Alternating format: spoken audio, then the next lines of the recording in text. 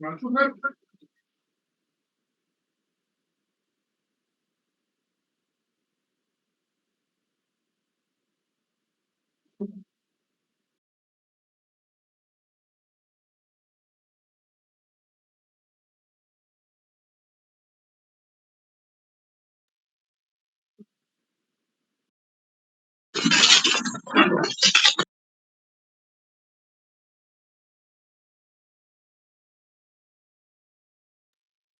Minute बेटा रुकिएगा।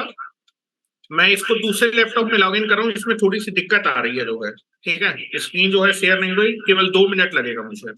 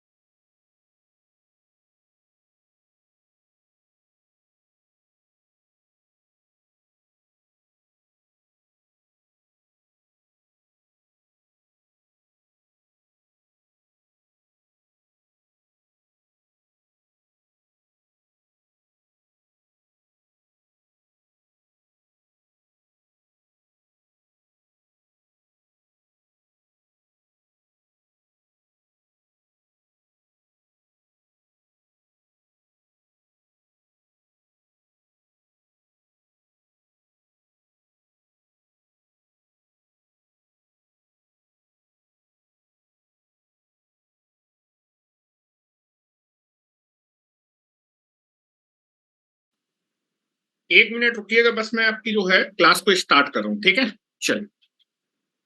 Now you can be take it only 1 minute.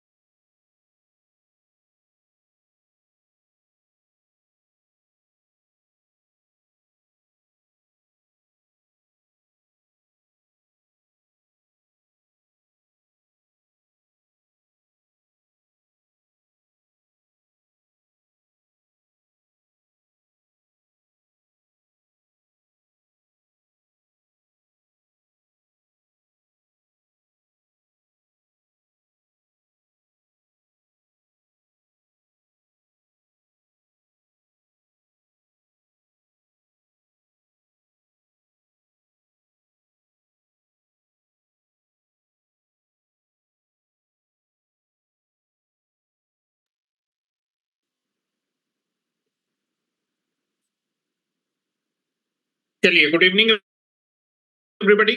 क्या आप सभी स्टूडेंट्स को मेरी आवाज और वीडियो क्लियर है? क्या आप सभी स्टूडेंट्स को मेरी आवाज और वीडियो क्लियर है?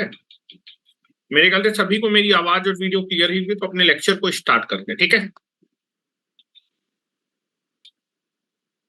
चलिए चलिए, तो हम लोग जो है ट्रायंगल्स की कुछ प्रॉपर्टी पढ़ रहे थे, और ट्रायंगल की प्रॉपर्टी में मैंने आपको तीन चीज पॉइंट आपको बता दिए थे।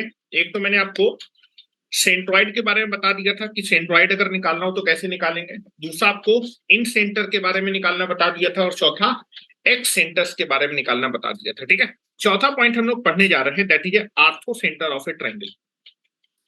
ट्रायंगल के किस सेंटर के बारे में हम लोग बात करें? आर्थो सेंटर के बारे में बात कर रहे हैं, ठीक है? जो आर्थो सेंटर होता है उसको हम लोग क्या करते हैं, रिप्रेजेंट करते हैं कैपिटल एच से। पहली चीज क्लियर होनी चाहिए, जो आर्थो सेंटर होता है वो आपका क्या होता है, ट्रायंगल के तीनों एल्टीट्यूड्स का जो इंटरसेक्शन पॉइंट होगा।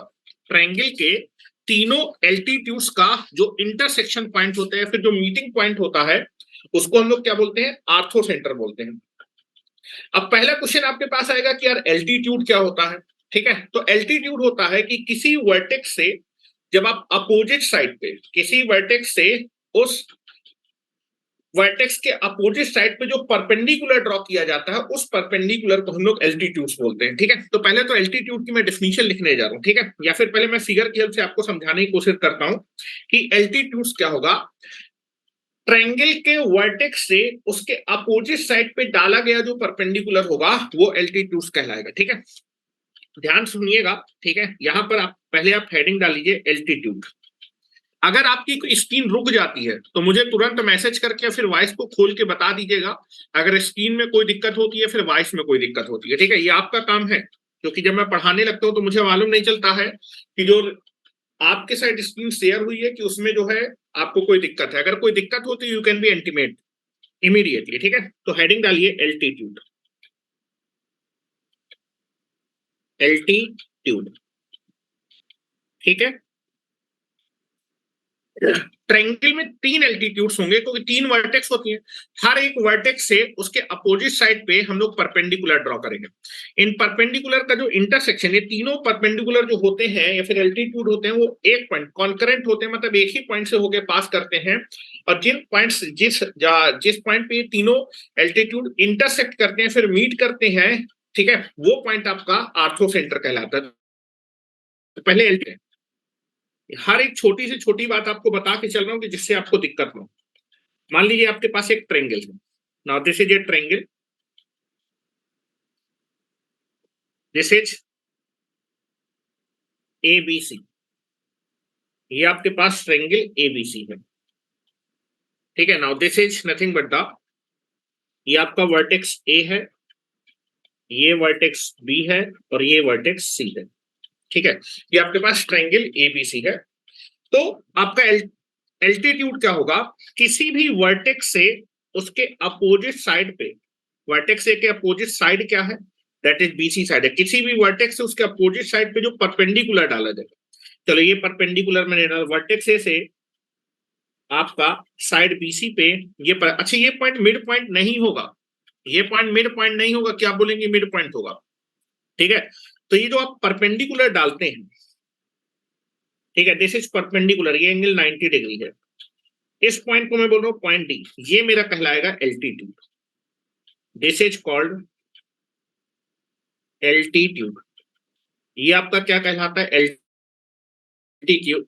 तो एल्टीट्यूड की अगर मैं डेफिनेशन, इसी तरह आप वर्टेक्स बी से अपोजिट साइड पे जो परपेंडिकुलर डालेंगे वो आपका दूसरा एल्टीट्यूड होगा, और वर्टेक्स सी से जब अपोजिट साइड पे आप जो है एल्टीट्यूड या फिर परपेंडिकुलर डालेंगे वो आपका तीसरा एल्टीट्यूड होगा, ठीक है? तो now this is nothing but the, मैं यहां पर लिखने जा रहा हूं डेफिनेशन। एल्टीट्यूड की डेफिनेशन क्या होगी, it is the perpendicular, altitude की डेफिनेशन क्या होगी, ठीक है? एल्टीट्यूड कुछ नहीं होता, परपेंडिकुलर होता, परपेंडिकुलर का सिंबल ये होता है, ठीक है? आप किसी भी वर्टेक्स से अपोजिट साइड पे जो परपेंडिकुलर ड्रॉ करते हैं फिर डालते हैं, उसको एल्टीट्यूड बोलते हैं, ठीक है? तो लिख रहा हूं, इट इज द परपेंडिकुलर या फिर altitude, altitude is the perpendicular,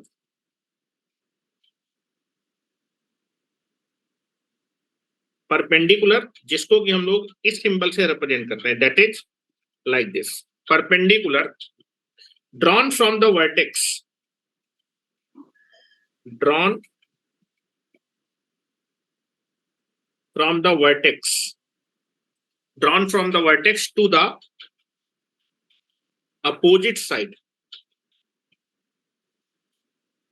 opposite side of the triangle। ठीक है, किसी वर्टेक्स से उसके अपोजिट साइड पे डाला गया जो परपेंडिकुलर होगा उस परपेंडिकुलर को हम लोग क्या बोलते हैं, एल्टीट्यूड बोलते हैं। ठीक है, अब जो है आपको हेडिंग डालनी है आर्थो सेंटर। आर्थो सेंटर क्या होगा, तो पहले मैं आपको समझा देता हूं। आर्थो सेंटर आपका वर्टेक्स ए से आप एक एल्टीट्यूड खींचेंगे, वर्टेक्स बी से एल्टीट्यूड खींचेंगे और वर्टेक्स सी एल्टीट्यूड, तीनों एल्टीट्यूड आपके एक ही पॉइंट से होके जाते हैं। फिर ये तीनों जो आपके पास एल्टीट्यूड होते हैं वो क्या होते हैं, आपको एक पॉइंट पे इंटरसेक्ट करते हैं। यही जो इंटरसेक्शन पॉइंट होता है इन तीनों एल्टीट्यूड्स का वो कहलाता है आर्थो सेंटर। ठीक है, तो आर्थो सेंटर की मैं डिफिनीशन लिख देता हूं, उसके बाद मैं फिगर बना देता हूं, या फिर मैं पहले फिगर बना देता हूं फिर उसके बाद, पहले इतना लिख लीजिए।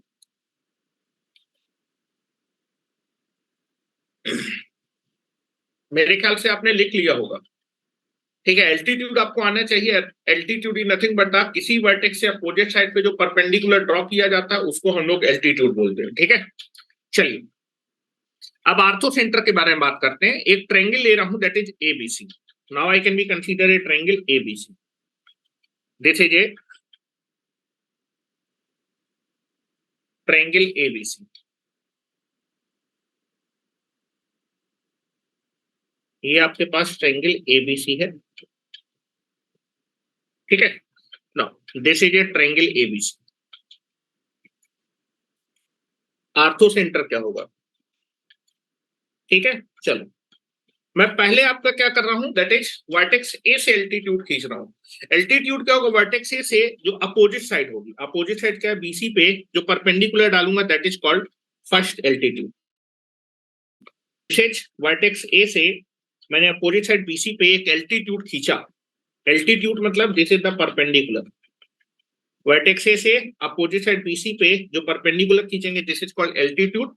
और आपका ये एल्टीट्यूड बीसी लाइन को पॉइंट डी पे इंटरसेक्ट कर रहा है। ठीक है, this is the first altitude. फिर दूसरा एल्टीट्यूड खींचूंगा, ये आपका पहला एल्टीट्यूड है। दूसरा altitude that is vertex B से अपोजिट साइड एसी पे एक परपेंडिकुलर खींचूंगा। और बेटा तीनों एल्टीट्यूड का जो इंटरसेक्शन पॉइंट होगा, ठीक है, वर्टेक्स बी से उसके अपोजिट साइड एसी पे।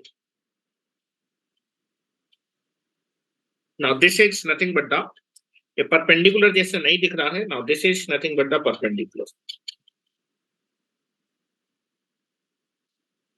ये पॉइंट ई पे आपका जो है, बी से जो आपने अपोजिट साइड एसी पे परपेंडिकुलर खींचा, ये आपको एसी को पॉइंट ई पे मिल रहा है। Now this is 90 degree, this is nothing but the 90 degree.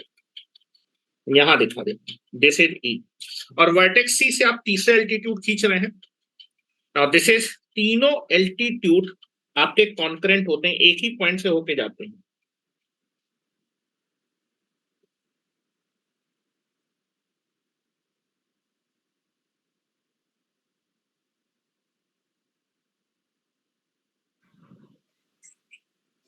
Now this is nothing but the, this is 90 degree. This is the point F. And this point is nothing but called ortho centre. और ortho centre को आप किससे represent करते हैं, H से represent करते हैं। यहां पर जो H है, H where, where H is the orthocentre of triangle ABC. Triangle ABC का ये आर्थो सेंटर है। ठीक है, this is the ortho centre of triangle ABC. और आपका जो है, जो एडी है, AD comma BE and CF are the altitudes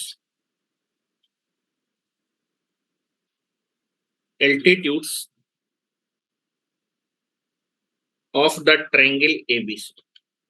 triangle ABC के 3 एल्टीट्यूड है, AD, BE and that is EF. और इन्हीं एल्टीट्यूड का जो इंटरसेक्शन या फिर मीटिंग पॉइंट है वो कहलाता है आर्थो सेंटर। ठीक है, तो मैं डेफिनेशन लिख देता हूं। आर्थो सेंटर का मतलब आप समझ गए होंगे। ठीक है, तो इस फिगर को बना लीजिए। इस फिगर के नीचे आर्थो सेंटर के डेफिनेशन लिखने जा रहे हैं।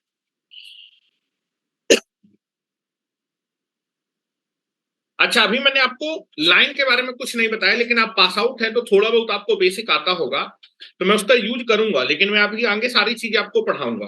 ठीक है, ये चीज ध्यान रखिएगा। कुछ चीजें मैं आपकी यूज करूंगा जो कि आपने जो है अपने 11th स्टैंडर्ड में पढ़ी होगी, उतना मैं मान के चलता हूँ आपको आता है थोड़ा बहुत, कोऑर्डिनेट आप पढ़ के आए हैं। लेकिन ये सारी चीजें अभी मैं आगे आपको पढ़ाऊंगा। मैं कोई चीज छोड़ना नहीं चाहता कि इसको छोड़ने के बाद फिर मैं आगे उसको कनेक्ट करूं, एक ही जगह पे सारी चीजें लिख देंगे। ठीक है, किसी को नहीं आता तो कोई दिक्कत, 4 दिन के बाद मैं सारी चीजें आपको पढ़ा दूंगा। ठीक है, तो जरा लिखिए आर्थो सेंटर की डेफिनेशन लिखिए। Now you can be take the definition of orthocentre. ठीक है, लिखे orthocentre. Ortho centre is the point of intersection, intersection of all the altitudes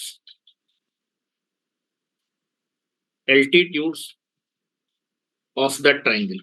triangle के सारे एल्टीट्यूड्स का जो इंटरसेक्शन पॉइंट होगा वो आपका आर्थो सेंटर कहलाता है। या फिर आप इसको ऐसे भी लिख सकते हैं, it is the meeting point,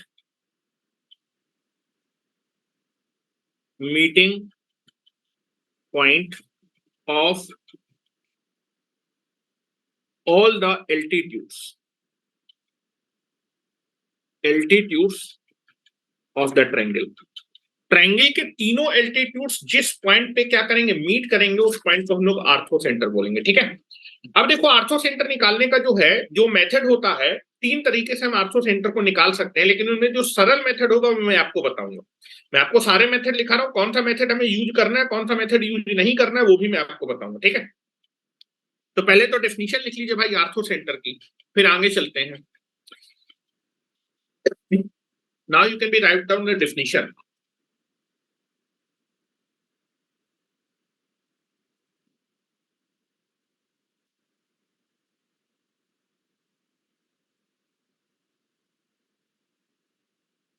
चलो नेक्स्ट हेडिंग डालिए, मेथड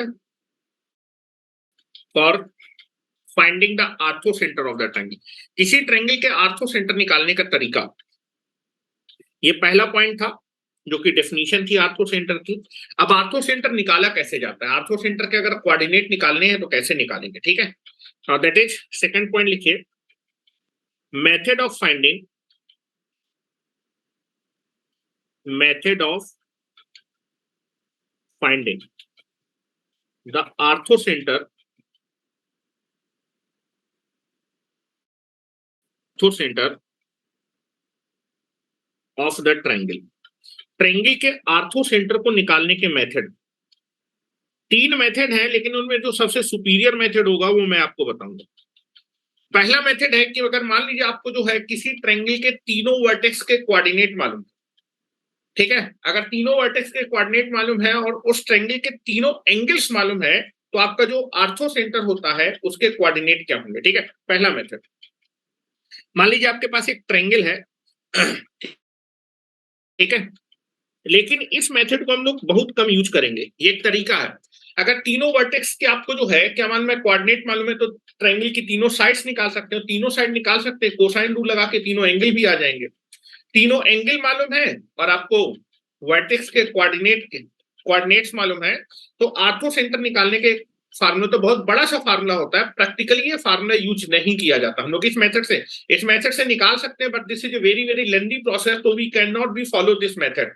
बट मैं आपको लिख देता हूं क्योंकि ये बुकों में फार्मूला लिखा रहता है। ठीक है, पहला है, मान लीजिए आपके पास एक ट्रायंगल है, this is A triangle ABC, this is A triangle ABC, this is A triangle ABC, और इस ट्रायंगल एबीसी के तीनों वर्टेक्स के आपको कोऑर्डिनेट मालूम है।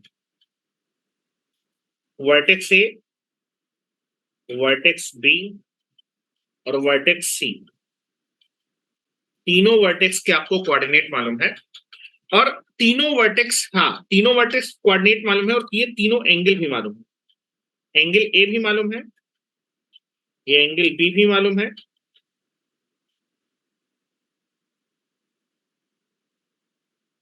और ये आपके पास एंगल सी है। तीनों एंगल आपको मालूम है। नहीं मालूम तो वर्टेक्स के कोऑर्डिनेट मालूम है, निकाल सकते हैं, ठीक है। तो जो आपके पास आर्थो सेंटर या फिर एच के कोऑर्डिनेट होते हैं, दैट इज वर्टेक्स के कोऑर्डिनेट और एंगल के टर्म में वो आपका होते हैं, that is nothing but the coordinate of ortho centre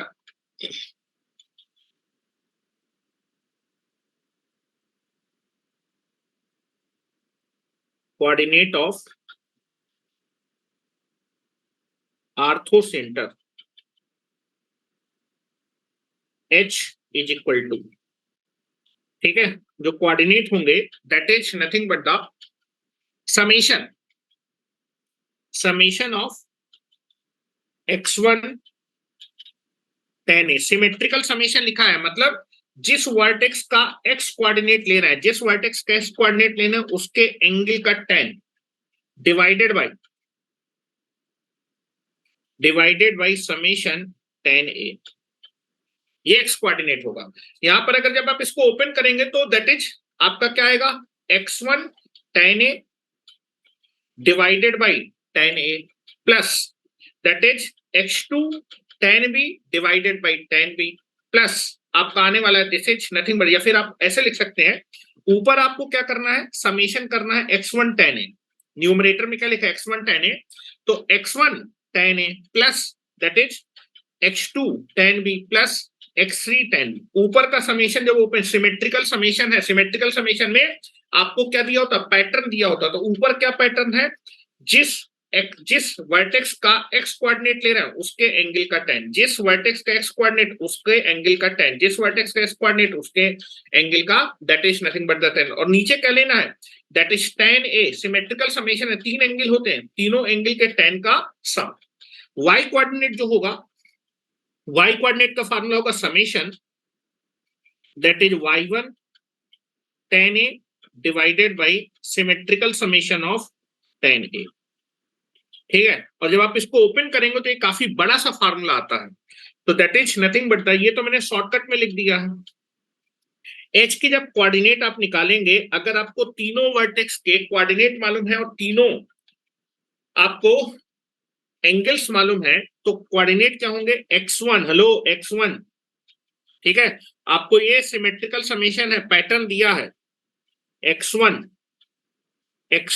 tan a, x1 tan a plus x2 tan a। ऊपर वाला देखो, न्यूमरेटर को मैं ओपन कर रहा हूं, न्यूमरेटर वाले का, न्यूमरेटर का पैटर्न है जिस वर्टेक्स का x कोऑर्डिनेट उसी का angle, that is x2 tan b plus x3 tan c। नीचे आपके पास एंगल्स का सम करना है, सारे एंगल के tan का सम करना है। तीन एंगल होते हैं, tan a plus tan b plus tan c।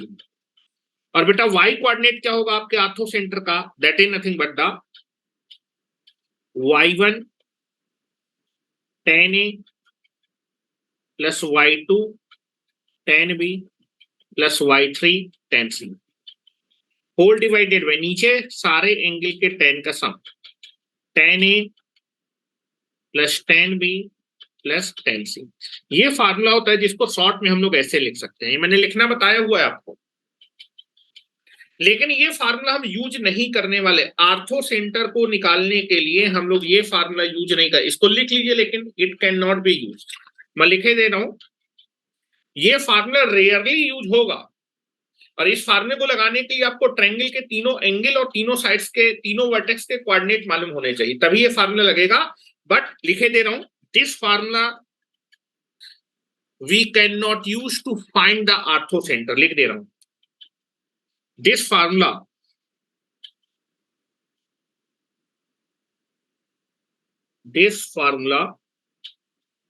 for finding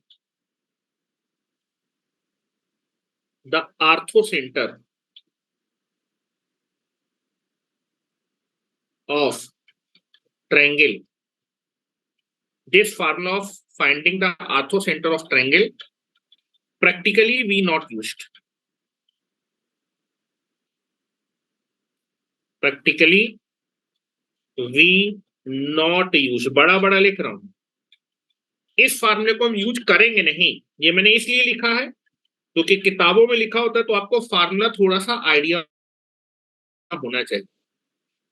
ये फार्मूला यूज नहीं करेंगे, तो क्या यूज करेंगे उसको भी समझ लेते हैं।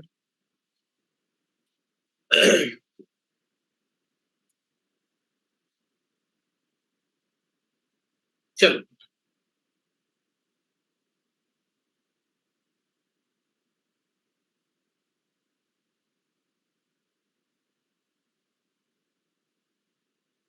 निशांत तुम अपना कैमरा बंद किए हुए हो, दिख नहीं रहे हो तुम। और मुकेश तुम भी अपना कैमरा बंद किए हुए हो। और नीतू तुम आज क्लास का गोला मार दी हो, हैं? क्यों नीतू? इस तरह से क्लास का गोला मारोगे तो कैसे चलेगा काम भाई? सर अब नहीं होगा, वो मिड टर्म का एग्जाम था आज केमिस्ट्री का। चलिए आइए देखो, अब मैं आर्थो सेंटर निकालने का तरीका बता रहा हूं। एक तरीका जो मैं बता रहा हूं बहुत अच्छा तरीका है, लेकिन कई लोग दूसरे तरीके से भी करते हैं, उसको भी समझा देता हूं। ठीक है, चलो लिख लिया, आगे चले बेटा। हैं निशांत बेटा आगे चले, 2 मिनट। नहीं सर, हो गया। तुम बड़ा फास्ट लिख रहे हो निशांत आज। नहीं सर, आज तुम लोग की आवाज नहीं आ रही है। 1 मिनट, यहां से आवाज कम है क्या मेरी?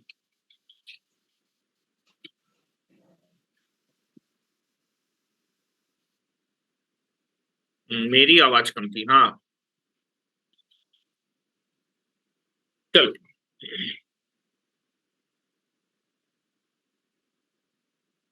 आ जाइए, चलते हैं अब जरा। ठीक है, चलो आर्थो सेंटर निकालने का दूसरा तरीका बता रहा हूं, और ये तरीका ही हम लोग प्रैक्टिकली यूज करेंगे अपने क्वेश्चंस में। ठीक है, second method, method number 2 ortho centre निकालने का। ये कौन सा मेथड था? ये मेथड नंबर 1 था।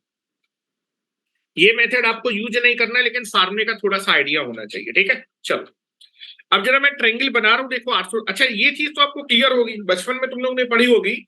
दो परपेंडिकुलर लाइन के स्लोप का जो प्रोडक्ट होता है वो कितना होता है? -1। अगर दो परपेंडिकुलर लाइन है तो उनके स्लोप का जो प्रोडक्ट आएगा वो कितना आएगा? -1 आएगा।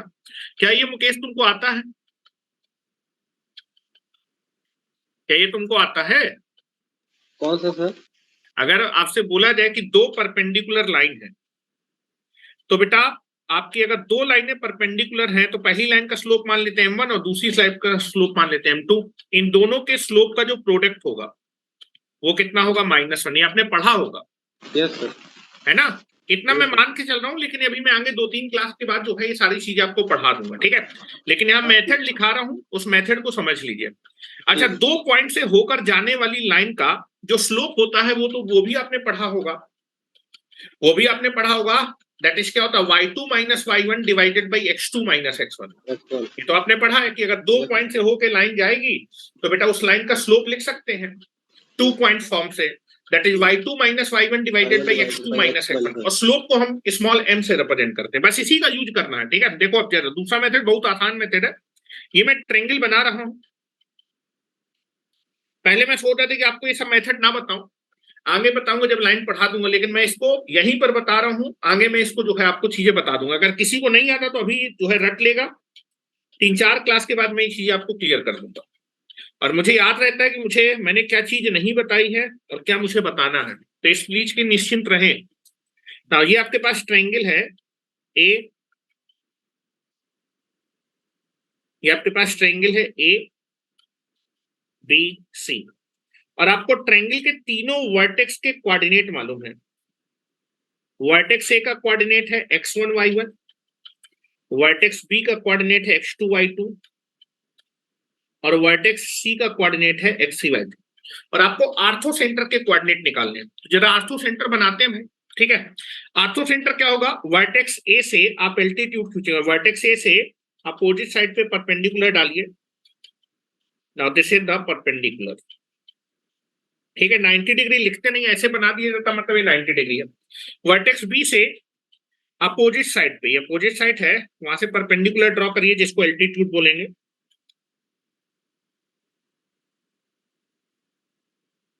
Now this is altitude. और बेटा वर्टेक्स सी से हम लोग एक एल्टीट्यूड डालने वाले हैं बीडी साइड पे।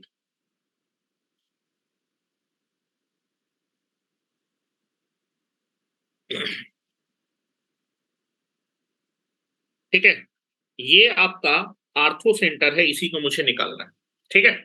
इसके कोऑर्डिनेट निकालने हैं। चलो, आर्थो सेंटर के कोऑर्डिनेट मैंने h कॉमा k मान लिए, ठीक है। क्या मान लिए इसके, आर्थो सेंटर के। मुझे ट्रायंगल के तीनों वर्टेक्स के कोऑर्डिनेट मालूम है और मुझे इस आर्थो सेंटर के कोऑर्डिनेट निकालने हैं, ठीक है। ध्यान से देखिएगा, आर्थो सेंटर के मैं कोऑर्डिनेट मान लेता हूं h कॉमा k, ये मैंने लेट किया है। Let the coordinate of ortho centre is h comma k। h और k की वैल्यू निकल आए। दो अननोन है, दो अननोन को निकालने के लिए दो कंडीशन बनानी पड़ेंगे h k में, और बाद में उनको सॉल्व करके h k आ जाएगा, ठीक है। पहली इक्वेशन बनाने जा रहा हूं, सुनिएगा ध्यान से, देखिए आपको दिख रहा होगा, दैट इज आपके पास एक लाइन है BC और बेटा एक लाइन है AD। क्या ये दोनों लाइन परपेंडिकुलर है? AD और आपका BC, AD और BC ये कैसी लाइन है? परपेंडिकुलर लाइन है। क्या मैं BC लाइन का स्लोप लिख सकता हूं? BC लाइन दो पॉइंट से होके जा रही है, B और C से, और अगर दो पॉइंट से होके जाने वाली लाइन है तो उसका स्लोप लिख सकते हैं। क्या मेरी बात क्लियर है? BC लाइन का स्लोप लिख सकते हैं। और ये बताइए AD लाइन का स्लोप लिख सकते हैं? AD लाइन में भी दो पॉइंट से होके पास कर रही है, एक तो A और दूसरा H। क्या मैं AD लाइन का स्लोप लिख सकता हूं? AD स्लोप लिख सकता हूं। चूंकि ये दोनों लाइन कैसी है? परपेंडिकुलर है, तो दोनों के जो स्लोप का प्रोडक्ट होगा वो कितना हो जाएगा? -1 हो जाएगा। यहां से पहली इक्वेशन आ जाएगी H और K में। क्या मेरी बात क्लियर है? चलो मैं लेकर आऊं, ठीक है, ध्यान सुनिएगा। दैट इज आपको, दैट इज पॉइंट H जो कि आर्थो सेंटर के कोऑर्डिनेट निकालने हैं। तो मेथड नंबर 2 में हम क्या करेंगे, दैट इज आपके पास, दैट इज लाइन AD और लाइन BC कैसी लाइन है? परपेंडिकुलर लाइन है। ये दोनों लाइन कैसी है? परपेंडिकुलर लाइन है। ये दोनों लाइन कैसी है? परपेंडिकुलर। अगर ये दोनों लाइन परपेंडिकुलर है तो दो परपेंडिकुलर लाइन का स्लोप, मतलब स्लोप अगर मैं लिखूं BC का और स्लोप लिखूं AD का, तो दोनों के स्लोप का प्रोडक्ट कितना होगा? -1। दो परपेंडिकुलर लाइन का स्लोप। चलो, तो इसका मतलब हुआ कि स्लोप ऑफ AD लाइन और स्लोप ऑफ BC लाइन का जो प्रोडक्ट होगा वो कितना होगा? ये दोनों लाइन परपेंडिकुलर, तो दोनों लाइन के स्लोप का प्रोडक्ट कितना होगा? -1। क्या मेरी बात क्लियर है? चलो, अब मुझे जो है क्या करना है, आपके AD लाइन का स्लोप लिखना है। AD लाइन आपके इन दो पॉइंट से होके जा रही है। दो पॉइंट से होके जाने वाली लाइन का स्लोप क्या होता है? Hello, that is AD line में दो पॉइंट आपको मालूम है, एक पॉइंट A लाई कर रहा है, दूसरा पॉइंट H। इन दो पॉइंट से होके जाने वाली लाइन का स्लोप क्या होगा? y2 minus y1 divided by x2 minus x1 लिख सकते हैं, ठीक है। तो AD लाइन का जो स्लोप होगा वो कितना हो जाएगा? k minus y2 minus y1 divided by x2 minus x1। ये मैंने किस लाइन का स्लोप लिख दिया? AD लाइन का स्लोप लिख दिया। BC लाइन इन दो पॉइंट से होके जाने वाली, दो पॉइंट से होके जाने वाली लाइन का slope, hello, y2 minus y1 divided by x2 minus x1। तो BC लाइन का स्लोप कितना आएगा? BC लाइन का स्लोप आएगा y2 minus y1 divided by x2 minus x1 से y3 minus y2 divided by x3 minus x2 that is equal to -1। यहां से आप देखेंगे H और K में एक इक्वेशन बन जाएगी। हाँ निशांत, क्या H और K में एक इक्वेशन बन जाएगी? इसको आप क्रॉस वॉस मल्टीप्लाई करके लिख देंगे। मुझे H1 K1 जब क्वेश्चन में दिया होगा तो यहां से मैं एक इक्वेशन बना लूंगा H और K में। क्या मेरी बात क्लियर है भाई? ऊपर गुणा कर देना, नीचे गुणा कर देना, क्रॉस मल्टीप्लाई कर देना, तो H K में एक इक्वेशन आ जाएगी। क्या मेरी बात क्लियर है निशांत?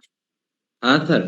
चलो क्लियर है। आगे चलते हैं। दूसरा, अब जरा ये मुझे बताओ, यहां तो अभी हमने यूज किया कि एडी और बीसी परपेंडिकुलर थी, यहां पर देखो बीई और एसी ये भी क्या परपेंडिकुलर, बिल्कुल परपेंडिकुलर है, तो एक इक्वेशन यहां से बना सकते हैं। कोई बोले सर हम इसको ना यूज करके इसको ले लें कि इस लाइन और इस लाइन के बीच का एंगल 90 डिग्री, वो भी यूज कर सकते हैं। दो इक्वेशन बनानी कोई भी, तो दो इक्वेशन के लिए मैंने ये लाइन और ये लाइन ली। अब मैं एक बार लेने वाला हूं बीई, हेलो, यहां से आपके पास एक इक्वेशन आ जाएगी, इसको मैं इक्वेशन नंबर 1 डाल देता हूं, एच और के में एक इक्वेशन। यहां पर आप देखेंगे दैट इज बीई और एसी लाइन भी कैसी है, उनके बीच का एंगल कैसा है, 90 डिग्री।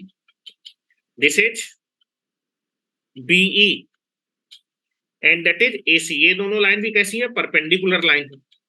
बेटा दो परपेंडिकुलर लाइन का जो स्लोप होता है, बी और बीसी परपेंडिकुलर लाइन, तो इनका स्लोप क्या होगा, स्लोप ऑफ बीई लाइन और स्लोप ऑफ एसी लाइन, दो परपेंडिकुलर लाइन का स्लोप कितना होगा, -1। चलो बीई लाइन का स्लोप लिखना है। अच्छा, बीई लाइन इन दो पॉइंट से होके पास करे, एक तो बी और दूसरा एच, तो दो पॉइंट से होके जाने वाली लाइन का स्लोप लिख सकते हैं, क्या होगा, y2 minus y1 divided by x2 minus x1। तो यहां से बी लाइन का स्लोप आ जाएगा, बी लाइन का स्लोप क्या आएगा, k minus y2 divided by h minus x2।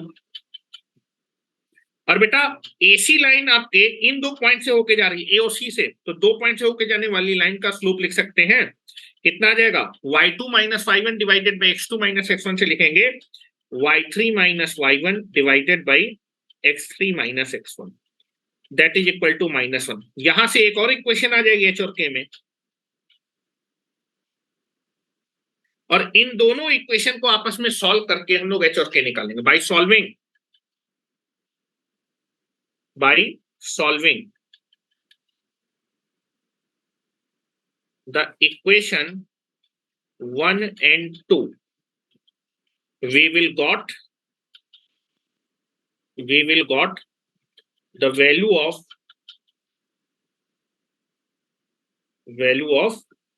h and k, और h k आ गया तो आपका आर्थो सेंटर आ गया। इस वाले मेथड को यूज करेंगे हम लोग आर्थो सेंटर निकालने के लिए, जो मैंने आपको बताया है। अभी मैं क्वेश्चन करवाऊंगा, जो है जब ये टॉपिक हो जाएगा आर्थो सेंटर का, ये क्वेश्चन करवाऊंगा आपको, या फिर अभी मेथड को करने के बाद ही क्वेश्चन करवा देता हूं, जिससे कि तुमको क्लियर हो जाएगा। एक और तरीका लोग यूज करते हैं, वो भी बताने वाला हूं, ठीक है, पहले इतना लिख लीजिए।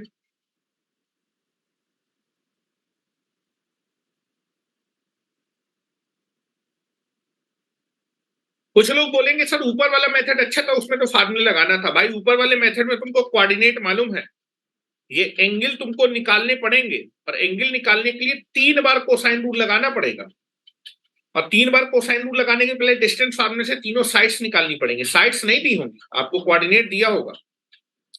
तो this method will be taken very very less time, ठीक है। चलो तीसरा मेथड भी देख लेते हैं।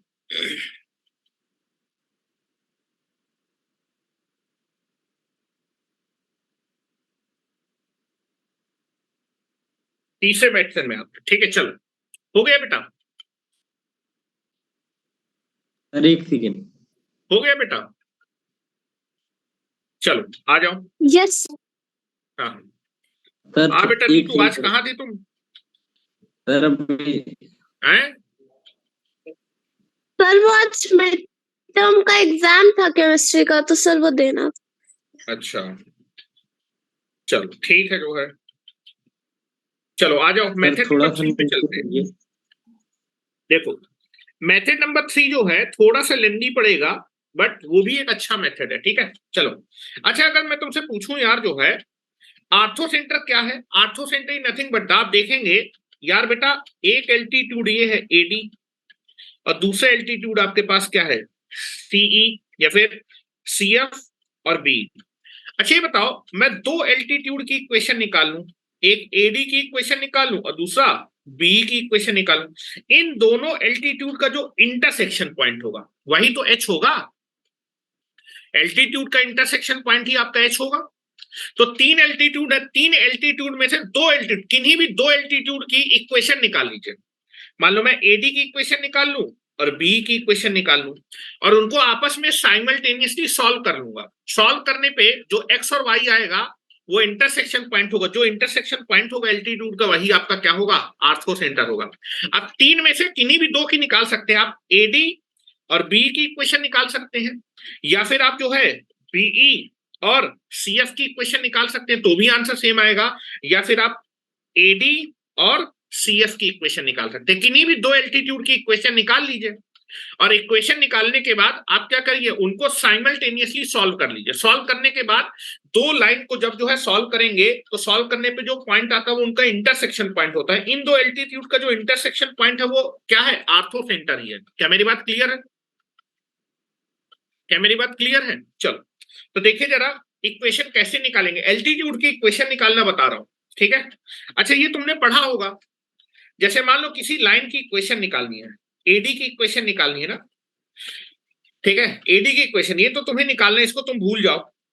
तुम्हें तीनों वर्टेक्स के क्या मालूम है, कोऑर्डिनेट केवल मालूम है, और आपको तुम्हें आर्थो सेंटर निकालना है।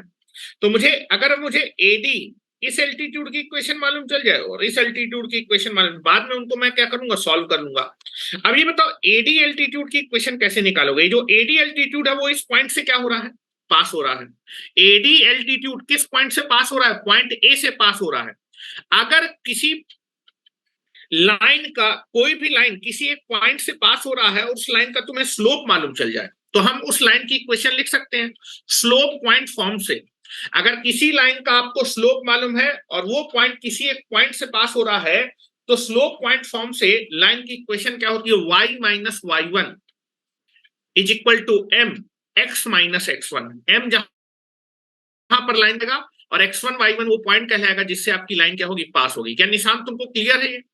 ये तुमने बचपन में पढ़ा होगा, कक्षा 8 से पढ़ के आ रहे हैं कि अगर किसी लाइन का स्लोप मालूम है और वो लाइन किसी एक पॉइंट से क्या कर रही है, पास कर रही है, तो हम उस लाइन की इक्वेशन लिख सकते हैं y minus y1 m x minus x1। 2 class के बाद ये मैं आपको बता भी दूंगा। क्या मेरी बात क्लियर है निशांत इतना? जी सर। ठीक है, चलो आ जाओ। तो तीसरा मेथड ये है कि आप किन्हीं भी तीन एल्टीट्यूड में से किन्हीं भी दो एल्टीट्यूड की इक्वेशन निकाल लीजिए, ठीक है। देखो इक्वेशन में निकालने जा रहा हूं, ध्यान सुनिएगा जरा। Now this is nothing but ये ट्रायंगल है और इस ट्रायंगल के आपको केवल और केवल क्या मालूम है बेटा, दैट इज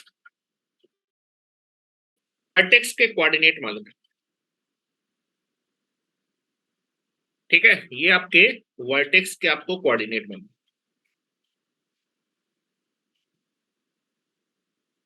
ठीक है। Now this is nothing but the vertex ए का कोऑर्डिनेट मालूम है, वर्टेक्स बी का कोऑर्डिनेट मालूम है और वर्टेक्स सी का कोऑर्डिनेट मालूम है। नाउ यहां पर मैंने एल्टीट्यूड खींचा, वर्टेक्स ए से एक एल्टीट्यूड खींचा, दिस इज अ डी।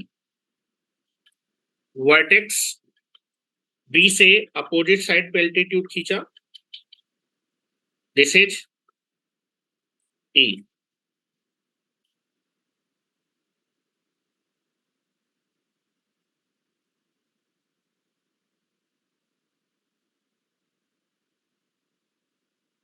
और वर्टेक्स सी से अपोजिट साइड पे एक एल्टीट्यूड खींचा।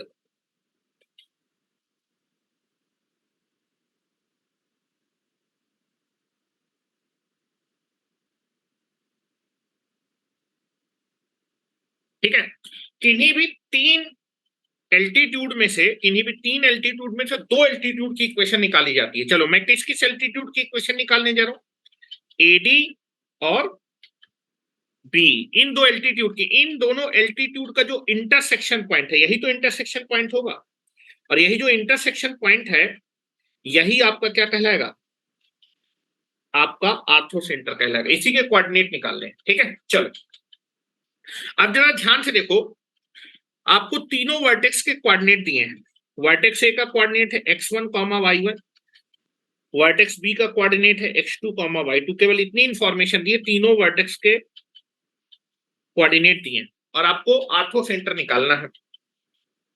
तो ये मेरे भाई बताओ जरा कि पहले मैं जो है आपके दैट इज एडी एल्टीट्यूड की इक्वेशन निकालने, किन्हीं भी दो लिख रहा हूं जो है, यहां पर पहले लिख देता हूं। इस मेथड में करते क्या है, for finding for finding the orthocenter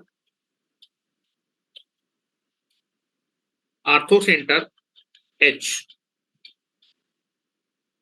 of the triangle finding the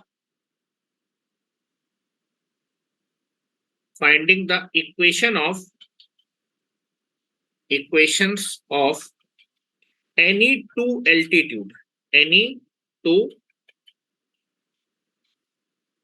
altitudes of the triangle.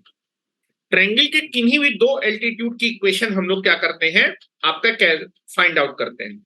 अगर आपको आर्थो सेंटर निकालना है, for finding the ortho centre H of the triangle find the equations of any two altitudes of the triangle. Triangle के किन्हीं भी दो altitude की equation निकालिए. चलो मैं आपके पहले एल्टीट्यूड की इक्वेशन निकालने जा रहा हूं. That is the equation of altitude AD. The equation of altitude AD. चलो AD altitude की इक्वेशन निकालने जा रहा हूं. ठीक है, AD altitude nothing but A line, AD is nothing but A line, और इस लाइन की इक्वेशन निकालनी. अच्छा, AD जो लाइन है, फिर ये जो AD altitude है वो आपका पॉइंट A से पास कर रहा है. अगर मुझे इस AD का स्लोप मिल जाए तो मजा आ जाएगा. क्या मैं AD का स्लोप निकाल सकता हूं? मुझे बताओ जरा, कैसे निकाल सकता हूं? मुकेश तुम मुंडी हिला रहे हो, बताओ AD का स्लोप कैसे निकालेंगे?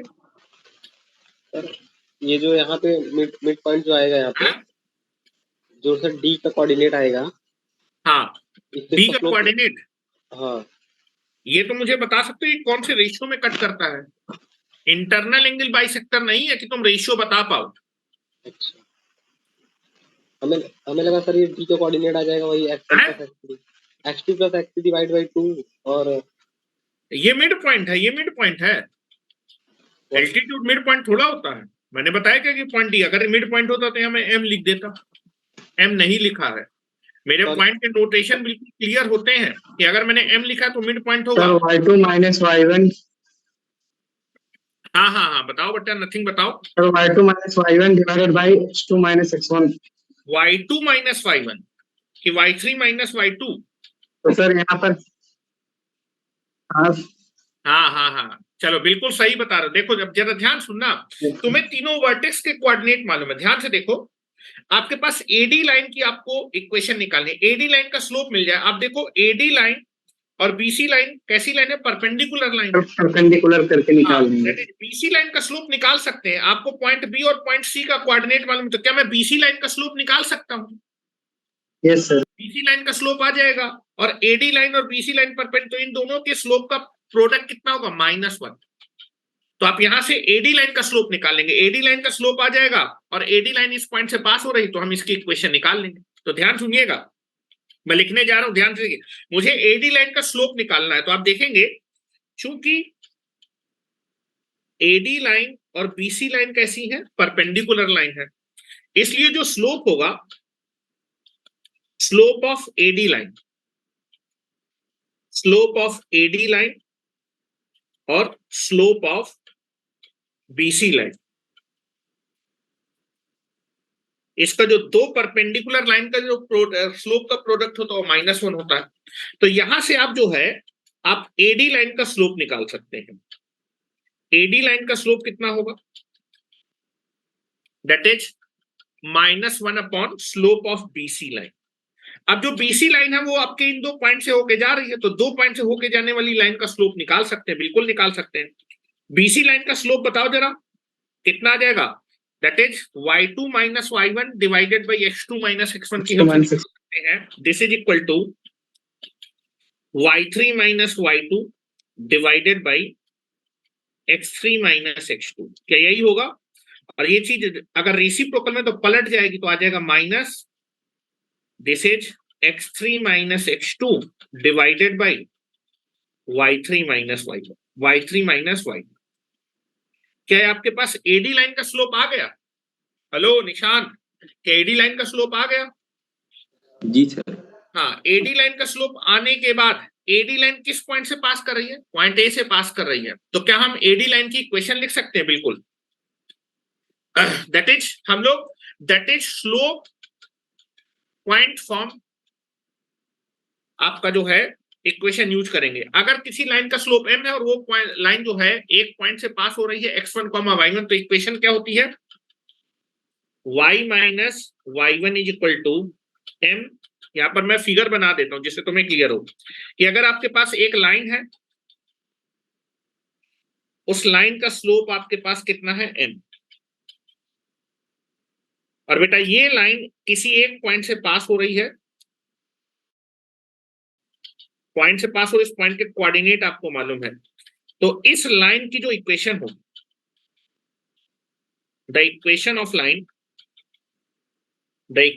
Line is y minus y1 is equal to m x minus x1। ये आपका स्लोप पॉइंट फॉर्म होता है लाइन का। स्लोप और उससे पास होने वाला एक पॉइंट अगर मालूम है तो आप लाइन की इक्वेशन लिख सकते हैं। तो भैया मेरे भाई ये बताओ, एडी लाइन का तुम्हें स्लोप मालूम चल गया, एडी लाइन पॉइंट ए से पास कर रहा है, तो एडी लाइन की इक्वेशन क्या होगी? तो that is the equation of AD line, equation of altitude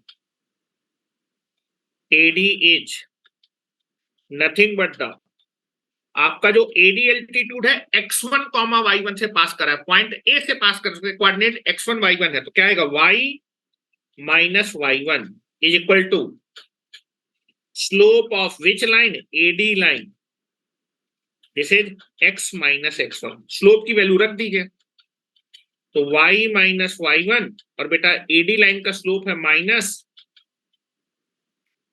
x3 minus x2 divided by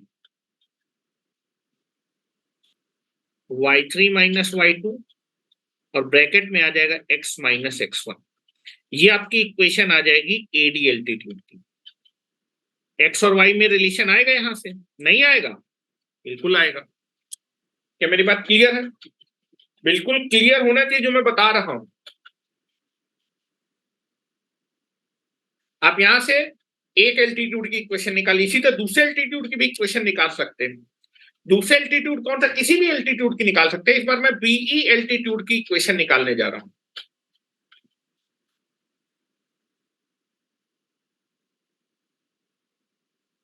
be altitude की इक्वेशन निकालने जा रहा हूं।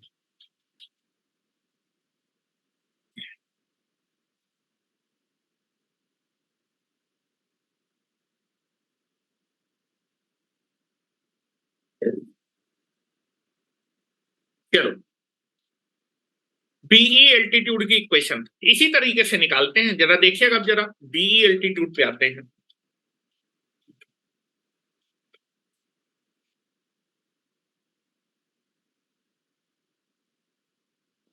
क्या हो गया?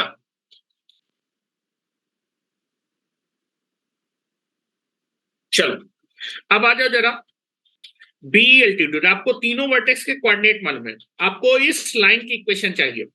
बीई जो लाइन है, फिर बीई जो एल्टीट्यूड है पॉइंट बी से पास कर रहा है। अगर मुझे स्लोप मिल जाए बीई का, क्या मिल जाए? स्लोप मिल जाए तो काम बन जाएगा। अच्छा, जो बीई और एसी लाइन है, ये कैसी है? इनके बीच एंगल कितना है? 90 डिग्री, परपेंडिकुलर लाइन है। क्या आप एसी लाइन का स्लोप निकाल सकते हैं?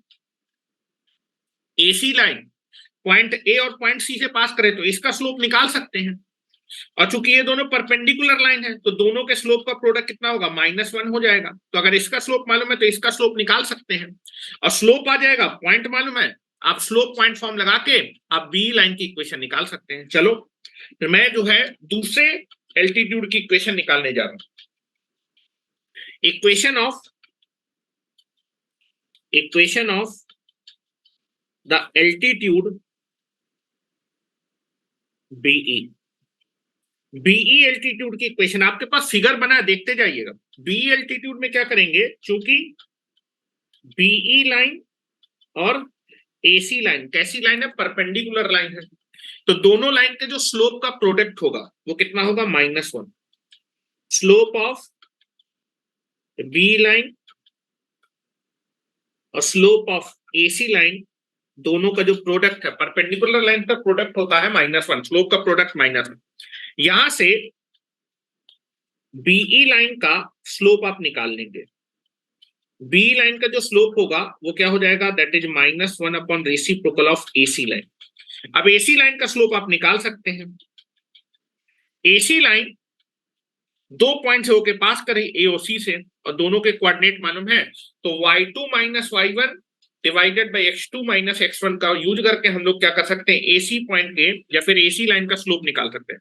स्लोप आ जाएगा जब यूज करेंगे y3 - y1 divided by x3 - x1, और ये पलट जाएगा तो आ जाएगा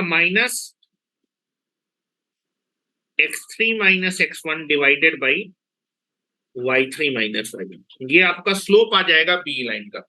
क्योंकि बी लाइन का स्लोप मालूम है और बी लाइन पॉइंट बी से पास हो रही है, पॉइंट बी से पास हो रही है, तो आप स्लोप पॉइंट फॉर्म से बी लाइन की इक्वेशन निकालेंगे। इक्वेशन क्या आएगी, y - y1, y1 की वैल्यू y2 है, that is slope of B line, this is x - x2। क्या मेरी बात क्लियर है? पॉइंट बी के कोऑर्डिनेट यही है, that is point form use किया है, that is y - y1। y1 का तो उस पॉइंट का y कोऑर्डिनेट, पॉइंट बी का y कोऑर्डिनेट y2 है, और पॉइंट बी का x कोऑर्डिनेट x2 है, जिसको हम x1 बोलते थे। क्या मेरी बात क्लियर है निशांत? निशांत, तुम अपनी आंखें क्यों छोटी कर रहे हो? क्लियर है? चलो आ जाओ। थोड़ा दिक्कत हो रहा है। क्या हो गया, कौन है? चलो वीडियो थोड़ा सा बैक हो गया था ना, इसलिए। अच्छा अच्छा अच्छा अच्छा, ठीक है ठीक है ठीक है। चलो y - y2, हाँ स्लोप कितना निकाला है आपने, that is -x3 - x1 divided by y3 - y1, and this is x - x2। यहां से किस एल्टीट्यूड की इक्वेशन है, this is the equation of altitude B. x और y में एक इक्वेशन है, this is the equation of altitude BE. अब दोनों एल्टीट्यूड की इक्वेशन निकाल लिए। कौन कौन से एल्टीट्यूड की? आपके पास इक्वेशन है एल्टीट्यूड एडी और इक्वेशन ऑफ एल्टीट्यूड है आपके पास बीई। इन दोनों एल्टीट्यूड की इक्वेशन का इंटरसेक्शन पॉइंट, हेलो, इन दोनों एल्टीट्यूड का इंटरसेक्शन पॉइंट ही आर्थो सेंटर होगा। तो इंटरसेक्शन, दो लाइन का इंटरसेक्शन पॉइंट कैसे निकालते हैं, दोनों को साइमल्टेनियसली सॉल्व कर लेते, बचपन में पढ़ा होगा, आगे अभी मैं बताऊंगा भी कि अगर दो लाइन है उनका आपको इंटरसेक्शन पॉइंट निकालना है तो दोनों लाइन को हम साइमल्टेनियसली सॉल्व कर लेते हैं। सॉल्व करने का जो एक्स वाई आते हैं वो उनका इंटरसेक्शन पॉइंट के कोऑर्डिनेट होते हैं, ठीक है। तो इक्वेशन ऑफ एल्टीट्यूड आपको एडी और बीसी मालूम है, यही एल्टीट्यूड का जो इंटरसेक्शन पॉइंट होता है आर्थो सेंटर, तो मैं लिख रहा हूं by solving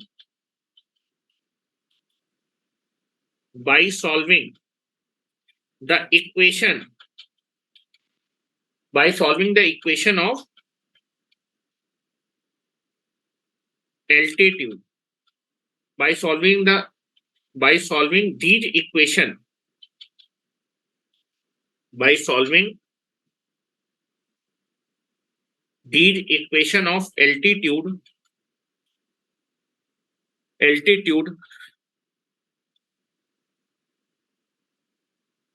hello sir. by solving the equation of altitude hello sir. we got the point of intersection, point of, sir हाँ बेटा बताओ। हमारे फोन में पता नहीं वीडियो कट हो जा रहा है, वीडियो नहीं आ 3-4 रहा, बार हो गया। वीडियो नहीं आ रहा है। चल, we got the point of intersection of these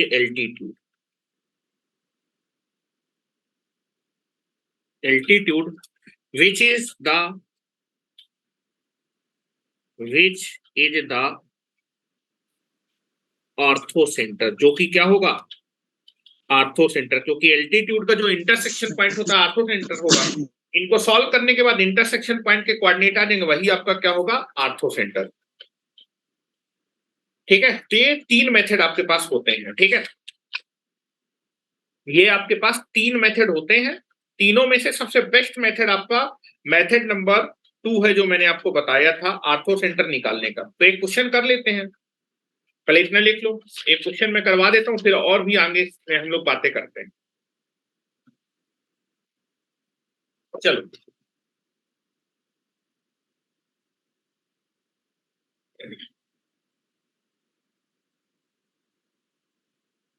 जो चीजें बता रहा हूँ लोगों का एक एक लाइन में आर्थो आर्थो सेंटर खत्म हो जाता है। कई सारी चीजें बता रहा हूँ, बिल्कुल ध्यान से सुनते जाइए। थोड़ा सा नीचे करिए। हाँ, थोड़ा सा नीचे कर देता हूँ बेटा। अगर कभी ऐसी दिक्कत होती है कि वीडियो कट जाता, तो आप लॉग आउट करके फिर से लॉग इन कर लिया करिए, क्योंकि कई बार आप लोगों का नेटवर्क इशू हो जाता है। ओके,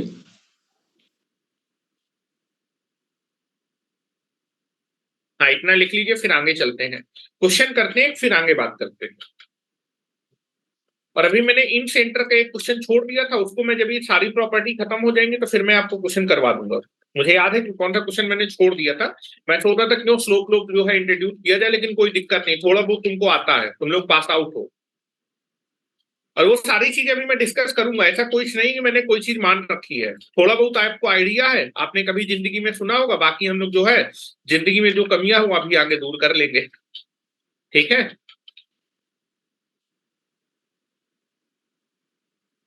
क्योंकि तुम लोगों का बेस थोड़ा सा कमजोर है, तुम लोग गाँव से पढ़ के आते हो, ये सब चीजें तुम लोग को आइडिया नहीं होती है। Once I can be completed all the basic, the coordinate geometry is very very simple, all the question you can be solve automatically, अगर आपको चीजें क्लियर होंगी। ये मेरा चैलेंज है कि कोऑर्डिनेट ज्योमेट्री का एक भी क्वेश्चन आपका बचेगा नहीं, लेकिन मेरी बातें सुनते रहिए आप, जो है सुनने से ही आपका काम हो जाएगा। चलो आगे चल सकते हैं हम। चलो क्वेश्चन लिखो जरा, अभी नहीं किए निशांत? एक सेकंड। हाँ, लिखो लिखो लिखो।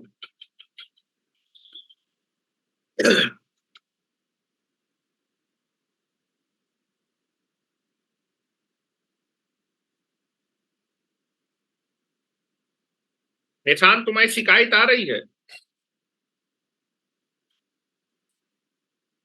हाँ सर। हाँ, तुम्हारी शिकायत आ रही, तुम फिजिक्स जो है मन लगा के नहीं पढ़ रहे हो, इलेक्ट्रॉन होल में खो जा रहे हो, हैं? क्यों? नहीं सर, थोड़ा सा इलेक्ट्रॉन होल, चलो हो गया, चले आगे। चलो क्वेश्चन लिखो, चलो क्वेश्चन लिखो जरा। Now write down the one question will be there. पहले क्वेश्चन करवा रहा हूं, फिर अभी और प्रॉपर्टी देखेंगे अभी आर्थो सेंटर की। लिखे जरा, क्वेश्चन लिखे पहले। Given in a triangle, given in a triangle,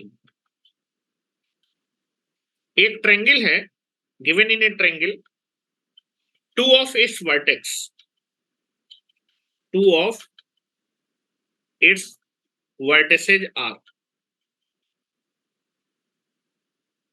triangle के 2 वर्टेक्स के कोऑर्डिनेट आपको दिए हैं।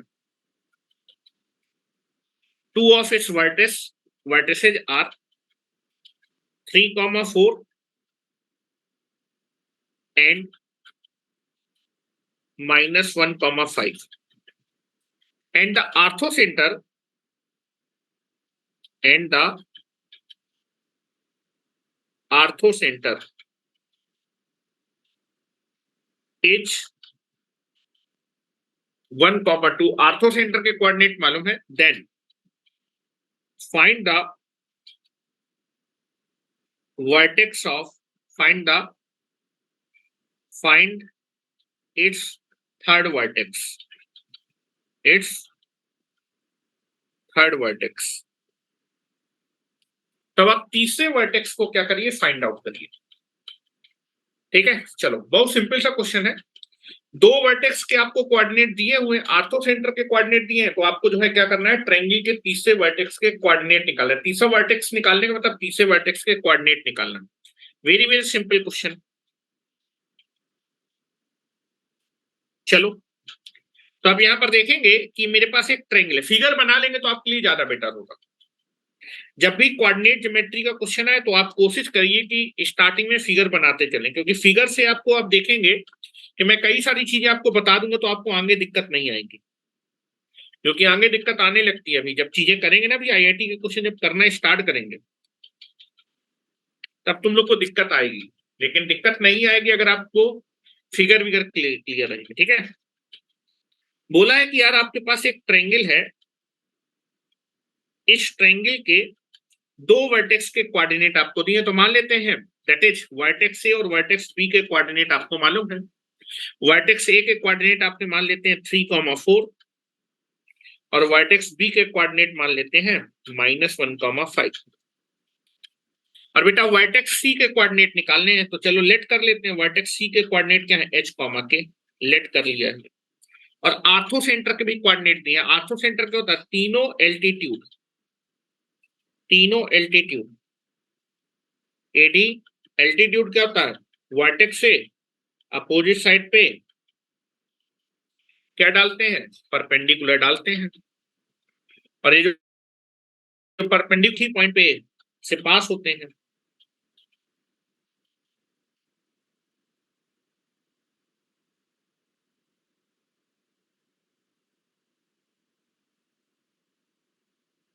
ठीक है, now this is nothing but this is D A and this is F.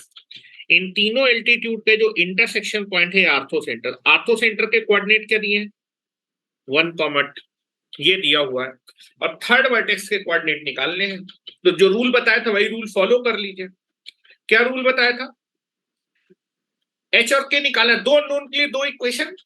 Hello, AD और बीसी परपेंडिकुलर है तो दोनों के स्लोप का प्रोडक्ट -1, एई और एसी परपेंडिकुलर, दोनों के स्लोप का प्रोडक्ट -1, और यहां से दो इक्वेशन बन जाएगी, काम बन जाएगा। क्या मेरी बात क्लियर है?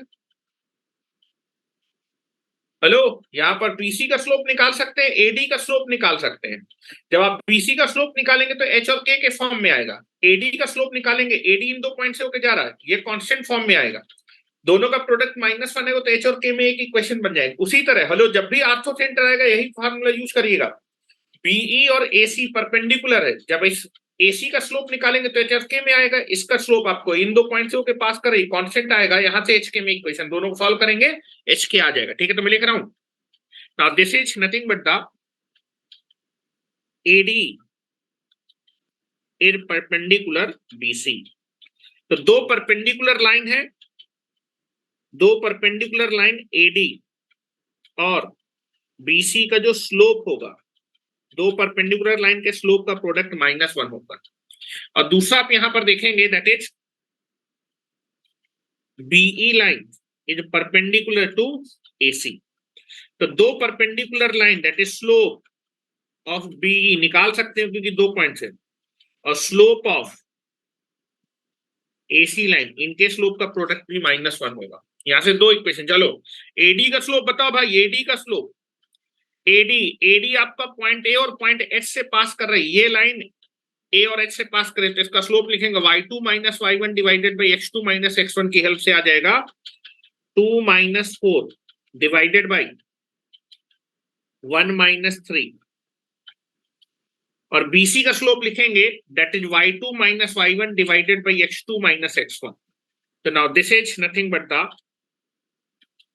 a -5 divided by h -1। ये आपका बीसी का स्लोप आ जाएगा, और दो परपेंडिकुलर लाइन का स्लोप होगा प्रोडक्ट -1। यहां से आप देखेंगे ऊपर आ जाएगा आपके पास -2 और नीचे भी आ जाएगा -2 इंटू k -5 और h +1 इज इक्वल टू -1।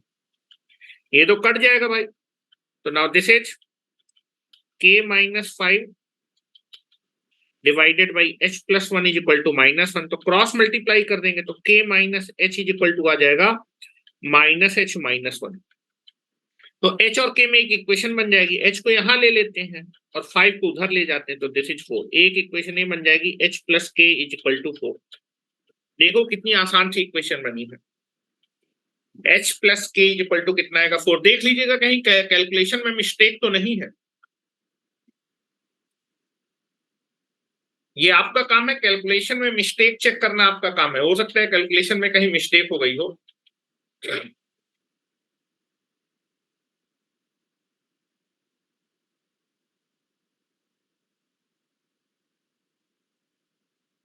मेरे ख्याल से तो कहीं मिस्टेक नहीं हुई है। ठीक है, चलो यहां पर आ जाते हैं। बीई और एसी लाइन, बीई लाइन आपके बी और एस से पास करे, 2 पॉइंट से होके जाने वाली लाइन का स्लोप लिख सकते हैं y2 minus y1 divided by x2 minus x1। और बेटा एसी लाइन का स्लोप, एसी लाइन आपका ए और सी से पास हो रही है, दोनों के कोऑर्डिनेट मान लो, तो एसी लाइन का स्लोप क्या हो जाएगा k minus 4 upon h minus 3 is equal to -1। यहां से देखेंगे तो ऊपर आपके पास जो आएगा, ऊपर यहां पर आएगा दिस इज -3 और नीचे आ जाएगा 2 into k minus 4 divided by h minus 3 is equal to -1। Cross multiply कर देते हैं। अच्छा, इस माइनस को पहले इस माइनस से उड़ा देते हैं और क्रॉस मल्टीप्लाई कर देंगे तो 3 k minus 4 is equal to 2 h minus 3।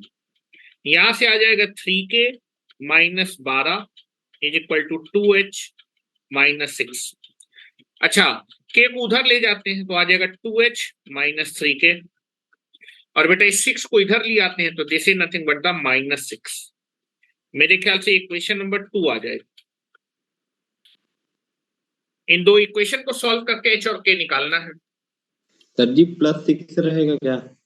है? हाँ धनंजय, तुम्हारा आंसर सही आ रहा है। क्या कर रहे हो बेटा निशान? +6 रहेगा क्या माइनस? है? कहीं पर गलती कर दी है मैंने? माइनस जो है प्लस रहेगा क्या? जो 6 लिखा है माइनस। ये वाला माइनस? नहीं, हाँ, जो यहाँ पे 2h minus 3k is equal to -6 लिखे हैं, second equation.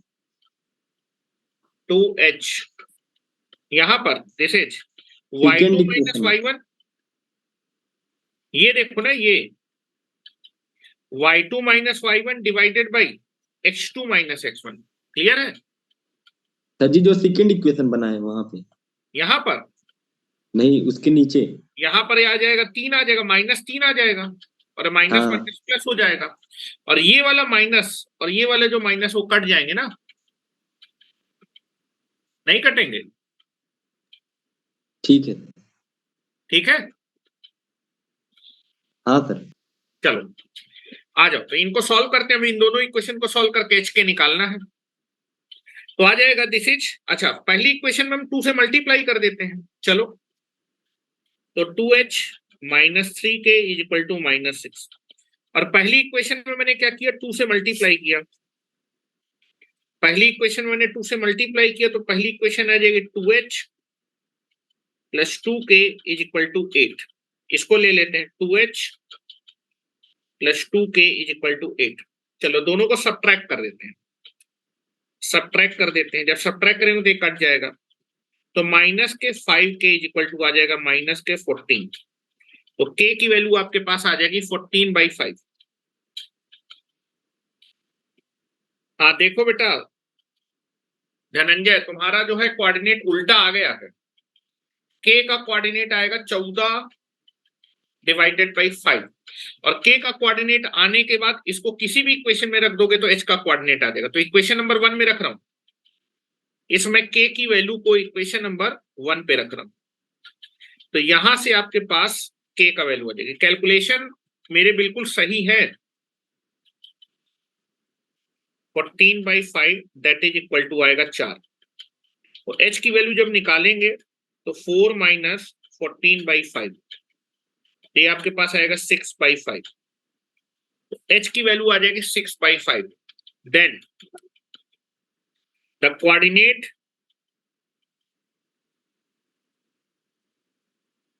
Of vertex C, जो कि मेरा थर्ड वर्टेक्स था, उसके कोऑर्डिनेट आपने क्या माने थे, h, k, और बेटा h की वैल्यू आपने निकाली है 6/5 और y कोऑर्डिनेट निकाला है 14/5। ये आपके जो है कोऑर्डिनेट होने वाले, दीज आर द कोऑर्डिनेट। चलो नेक्स्ट बात करते हैं।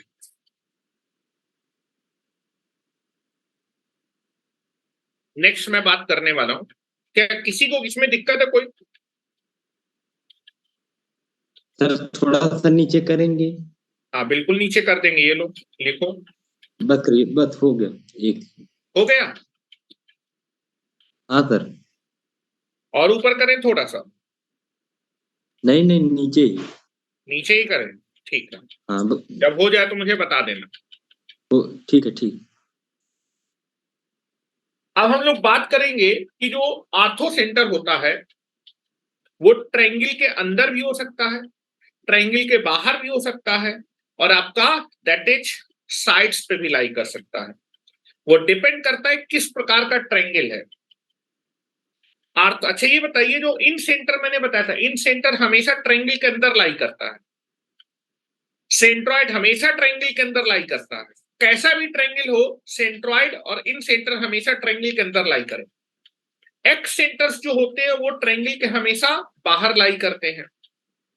लेकिन जो आर्थो सेंटर होता है, आर्थो सेंटर की पोजीशन डिपेंड करती है किस प्रकार का ट्रायंगल है। अगर एक्यूट एंगल ट्रायंगल होगा तो आर्थो सेंटर ट्रायंगल के अंदर होगा। ऑब्ट्यूस एंगल ट्रायंगल जो होगा वो आपका जो है उसमें जो आर्थो सेंटर होता है ट्रायंगल से बाहर होता है। और राइट एंगल ट्रायंगल में आर्थो सेंटर क्या होता है, जिस वर्टेक्स में 90 डिग्री फॉर्म होता है वही वर्टेक्स आपके राइट एंगल ट्रायंगल का आर्थो सेंटर होता है। इस चीज को समझिए। हो गया सर। मैं बोल रहा हूं उसको समझिए, अब जो मैं बोलने जा रहा हूं। तो एक नोट करके लिखेंगे, नोट करके पॉइंट लिखिए पहले, कि जो हमारे पास आर्थो सेंटर होता है वो ट्रायंगल के, उसकी जो पोजीशन है वो डिपेंड करेगी किस प्रकार का आपने ट्रायंगल लिया हुआ है।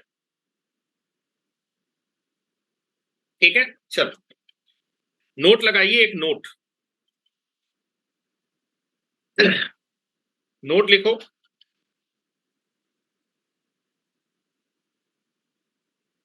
आर्थो सेंटर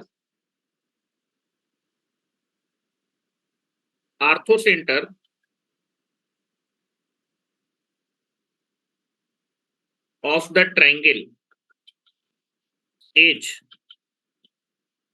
lies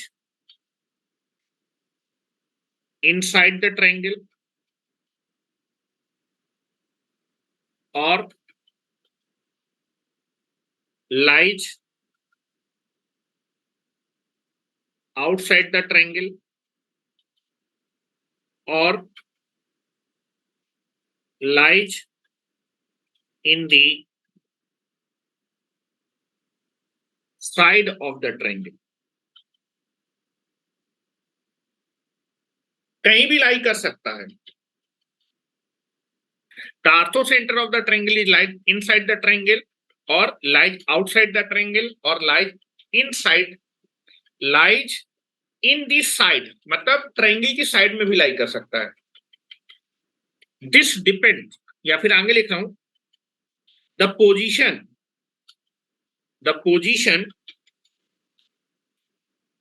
देयरफॉर, इसलिए हम कह सकते हैं जो आर्थो सेंटर की पोजीशन है वो कहीं भी हो सकती है, ट्रायंगल के अंदर भी हो सकती है, बाहर भी हो सकती है, या फिर आपका किसी एक साइड पे भी हो सकती है। ठीक है, इसका मतलब हम कह सकते हैं कि जो आर्थो सेंटर की पोजीशन है वो डिपेंड करेगी किस प्रकार का ट्रायंगल है, उस हिसाब से अंदर होगा, बाहर होगा, कि आपका साइड पे होगा। Therefore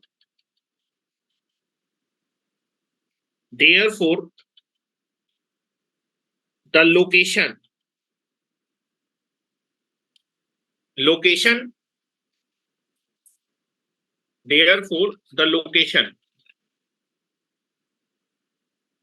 therefore the location or position और position of the आर्थोसेंटर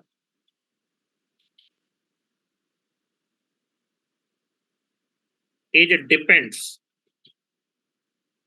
depends on the type of triangle. Triangle के टाइप पे डिपेंड करती है, किस प्रकार का ट्रायंगल है।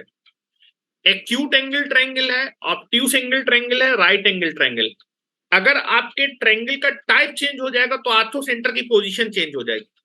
किस ट्रायंगल के लिए आर्थोसेंटर की पोजीशन कहां होती है, अब ये समझिएगा। तो नेक्स्ट हेडिंग डालिएगा, position of orthocentre in the triangle. Very very important है जो मैं बता रहा हूं, ठीक है। लिखिए, नेक्स्ट हेडिंग डालिए, द पोजीशन और लोकेशन ऑफ आर्थोसेंटर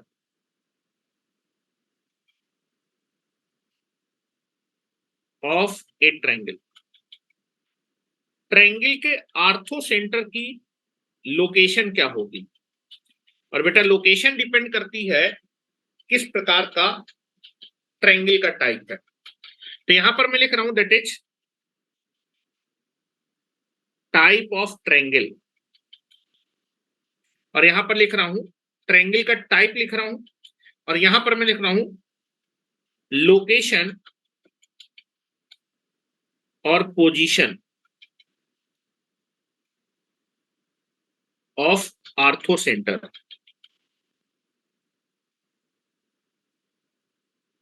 ट्रायंगल के अंदर आर्थोसेंटर की पोजीशन। इस टेबल को मैं तीनों केस बताने के बाद फिलअप करूंगा, ठीक है। चलिए, तो ध्यान सुनिएगा जरा। अगर मेरा जो ट्रायंगल है वो आपका एक्यूट एंगल ट्रायंगल है। एक्यूट एंगल ट्रायंगल मतलब एक ऐसा ट्रायंगल जिसके तीनों एंगल 90 डिग्री से क्या हो, छोटे हो, उस ट्रायंगल को बोलते हैं acute angle triangle.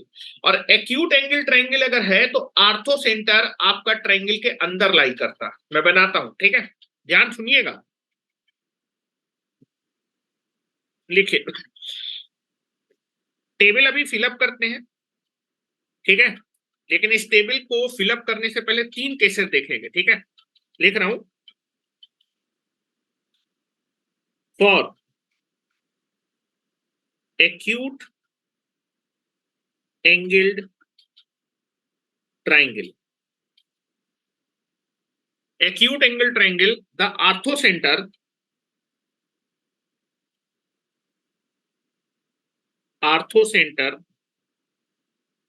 is lies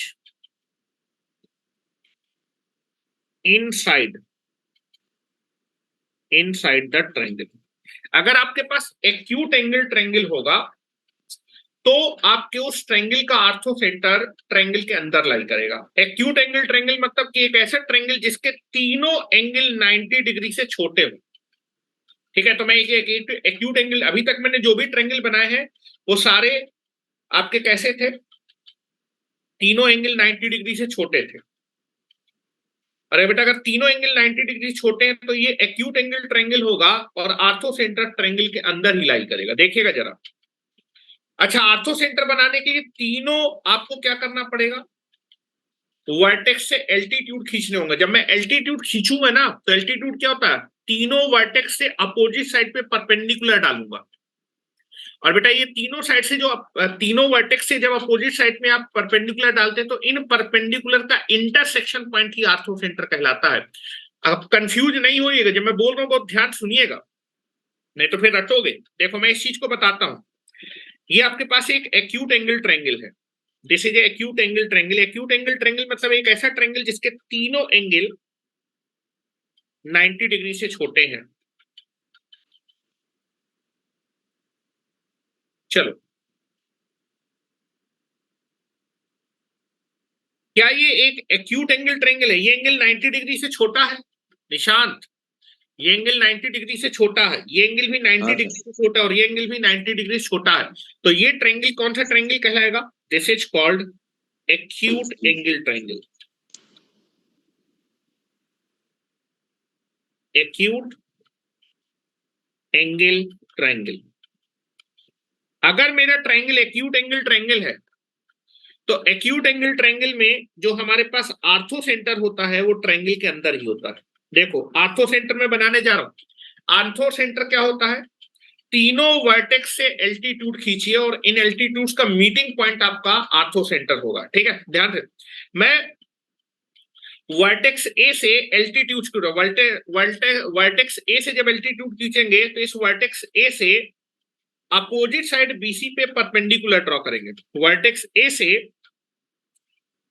जो अपोजिट साइड बीसी है इस पे परपेंडिकुलर ड्रॉ करेंगे। चलो ये परपेंडिकुलर हो गया। ठीक है, फिर मैं वर्टेक्स बी से अपोजिट साइड एसी पे परपेंडिकुलर ड्रॉ करूंगा। चलो वर्टेक्स बी से अपोजिट साइड एसी पे आपने परपेंडिकुलर डाला और बेटा वर्टेक्स सी से जो अपोजिट साइड है दैट इज ए बी इस पे परपेंडिकुलर ड्रॉ करिए। इस पे परपेंडिकुलर ड्रॉ करिए। तीनों एल्टीट्यूड जिस पॉइंट पे मीट करेंगे वही पॉइंट क्या कहलाएगा? Ortho centre. तो देख लो बेटा, अगर मेरा ट्रायंगल एक्यूट एंगल ट्रायंगल है तो जो मेरा आर्थो सेंटर है वो आपका कहां लाई कर रहा है? ट्रायंगल के अंदर। The ortho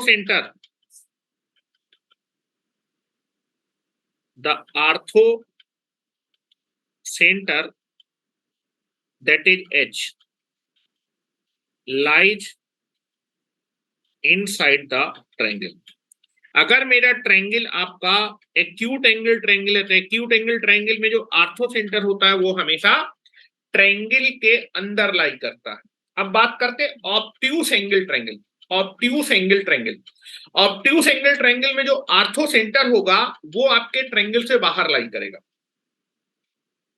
obtuse angle triangle एक ऐसा ट्रायंगल होता है जिसमें एक एंगल 90 डिग्री से बड़ा हो जाए।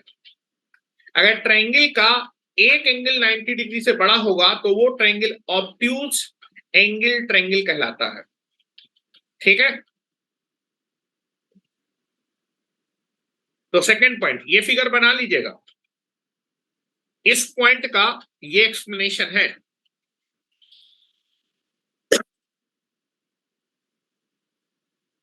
एक्यूट एंगल ट्रायंगल में जो आर्थो सेंटर होता है वो ट्रायंगल के अंदर ही लाई करता है, लेकिन ऑब्ट्यूज एंगल ट्रायंगल में जो आर्थो सेंटर होगा वो ट्रायंगल से बाहर लाई करेगा। तो नेक्स्ट पॉइंट लिखना है, in obtuse angled triangle the orthocenter is lies outside the triangle।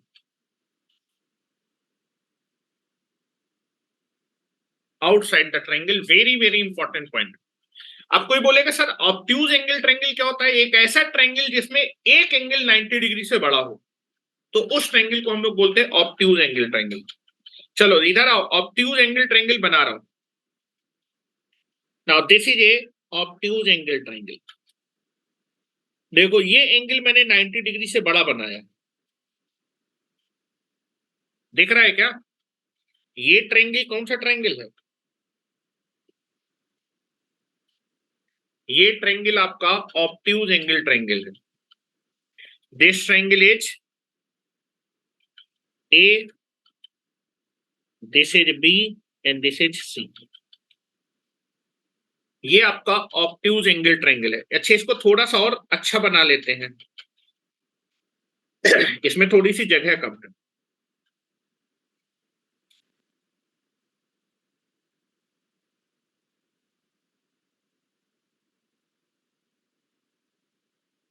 ये 90 डिग्री से बड़ा एंगल दिख रहा है ना भाई, कि नहीं दिख रहा तुम लोगों को?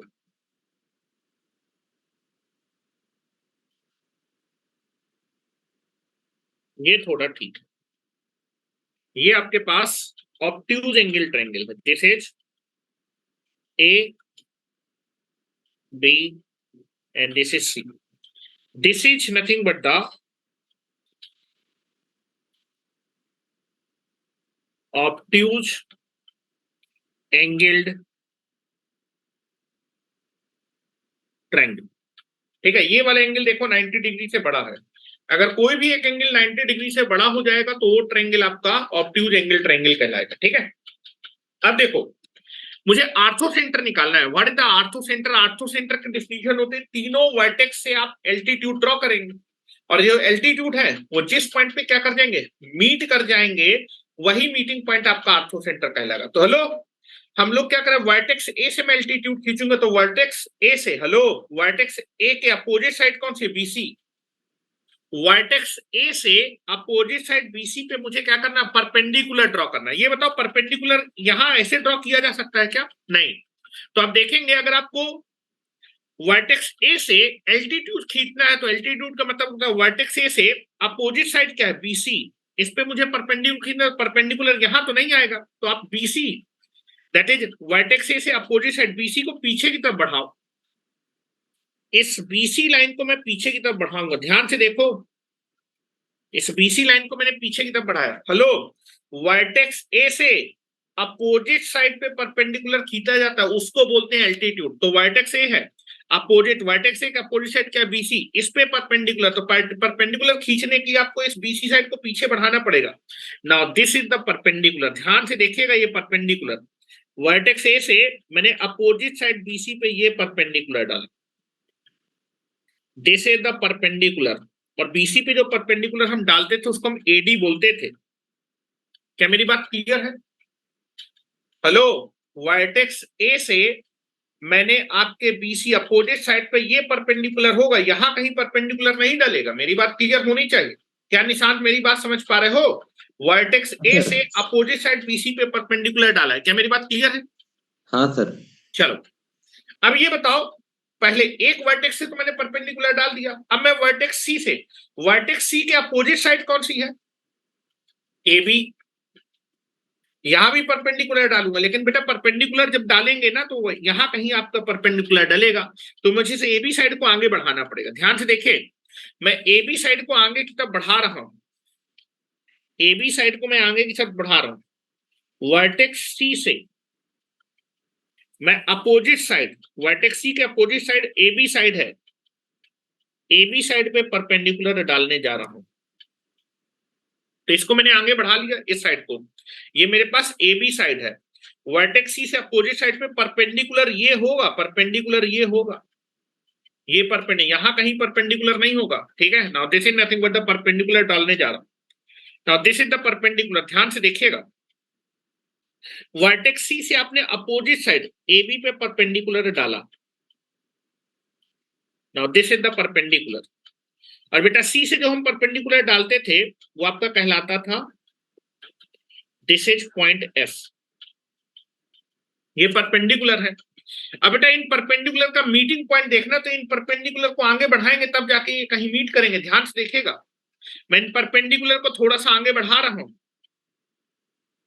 आपका वर्टेक्स ए का जो परपेंडिकुलर है या फिर एल्टीट्यूड है, वर्टेक्स सी से जो एल्टीट्यूड है, उनको जब आगे बढ़ाएंगे तो ये इस पॉइंट पे जाके मीट करेंगे। दिख रहा है क्या?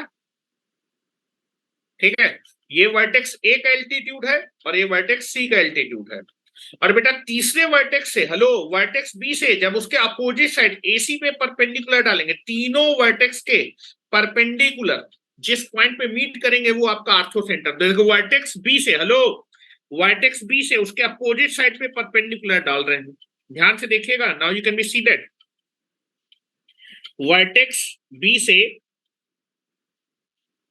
अपोजिट साइड एसी पे परपेंडिकुलर मैंने डाला।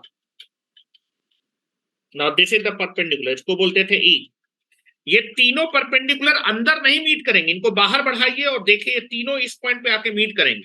ध्यान से देखिए, तीनों वर्टेक्स से जब अपोजिट साइड पे परपेंडिकुलर डालेंगे तो इस बार ये जो परपेंडिकुलर है, तीनों साइड्स के परपेंडिकुलर या फिर एल्टीट्यूड किस पॉइंट पे मीट करेंगे। और बेटा तीनों साइड का, वर्टेक्स ए का एल्टीट्यूड, वर्टेक्स बी का एल्टीट्यूड और वर्टेक्स सी का एल्टीट्यूड जिस पॉइंट पे मीट करते हैं वो पॉइंट कहलाता है आर्थो सेंटर। तो this is called ortho centre. क्या आर्थो सेंटर आपके ट्रायंगल के अंदर है? क्या ये ट्रायंगल था, आर्थो सेंटर ट्रायंगल के कहां पर आ गया? बाहर आ गया। क्या मेरी बात क्लियर है? जब भी आपके पास ऑब्ट्यूज एंगल ट्रायंगल होगा, ऑब्ट्यूज एंगल ट्रायंगल में आर्थो सेंटर हमेशा ट्रायंगल के कहां लाई करेगा? बाहर लाई करेगा। क्या मेरी बात क्लियर है? क्योंकि जब आप परपेंडिकुलर डालेंगे तो परपेंडिकुलर यहां पड़ेगा, ए के अपोजिट साइड बीसी है, उस पर परपेंडिकुलर यहां पड़ेगा, सी के अपोजिट साइड ए बी, उसको आगे बढ़ाना पड़ेगा, और बी से अपोजिट साइड पे परपेंडिकुलर है, और तीनों को जब आप बढ़ाएंगे तो ये आपका इंटरसेक्शन पॉइंट आएगा, फिर मीटिंग पॉइंट आएगा। तो मैं लिख रहा हूं ऑब्ट्यूज एंगल ट्रायंगल में जो हमारे पास आर्थो सेंटर होता है that is H, that is the ortho centre that is H is lies outside the triangle। ठीक है, जो आपके पास ऑब्ट्यूज एंगल ट्रायंगल में जो आर्थो सेंटर होता है ट्रायंगल के हमेशा आउटसाइड लाई करता है। क्या मेरी बात क्लियर है? क्या किसी को कोई शक? क्या किसी भी स्टूडेंट को 1% का शक है तो मुझसे पूछ सकता है। चलो नेक्स्ट बात करते हैं। नेक्स्ट, राइट एंगल ट्रायंगल में जो आर्थो सेंटर होता है वो आपके उस वर्टेक्स पे लाई करता है जहां पर 90 डिग्री बनता है। ध्यान सुनिएगा जो चीज मैंने बोला है।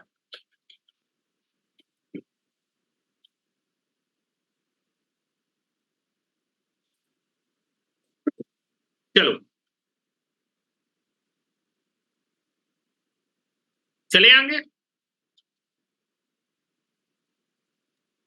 आ जाओ। इन राइट एंगल ट्रायंगल, चलो in right angle triangle the ortho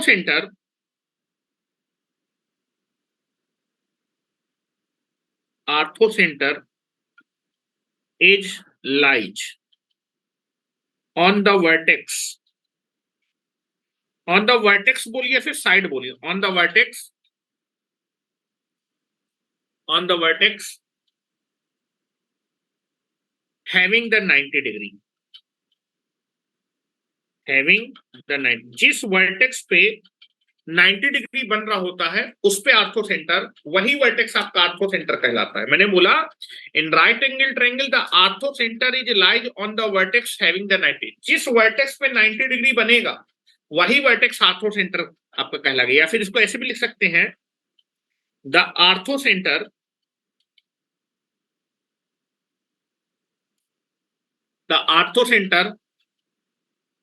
is the point where 90 degree is formed। Right angle triangle में जिस पॉइंट पे 90 डिग्री फॉर्म हो रहा होगा वही पॉइंट आपका आर्थो सेंटर कहलाता है। राइट एंगल ट्रायंगल में the ortho centre is the point where the 90 degree is form. देखिएगा, समझिएगा जरा, मैं समझाता हूं आपको।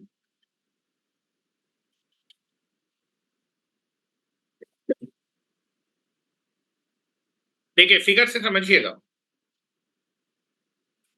राइट एंगल ट्रायंगल बना रहा हूं, ठीक है। चलो, this is a right angle triangle,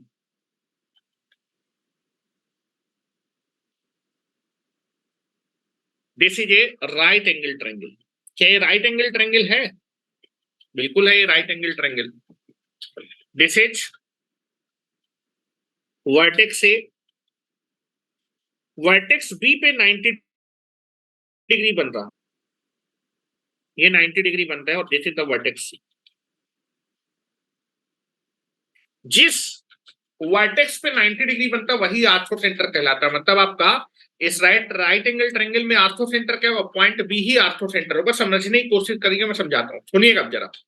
ortho centre क्या होता है? तीनों वर्टेक्स से एल्टीट्यूड खींचिए, और एल्टीट्यूड जिस पॉइंट पे क्या करेंगे? मीट कर जाएंगे, वही पॉइंट आपका आर्थो सेंटर कहलाएगा। क्या मेरी बात क्लियर है? यही तो होता है ना आर्थो सेंटर की डिफिनीशन। अब जरा ध्यान सुनिए, मैं वर्टेक्स ए से अपोजिट साइड बीसी पे परपेंडिकुलर खींच रहा हूं, जिसको एल्टीट्यूड बोलते हैं। हेलो, वर्टेक्स ए से अपोजिट साइड बीसी पे, यही तो परपेंडिकुलर होगा।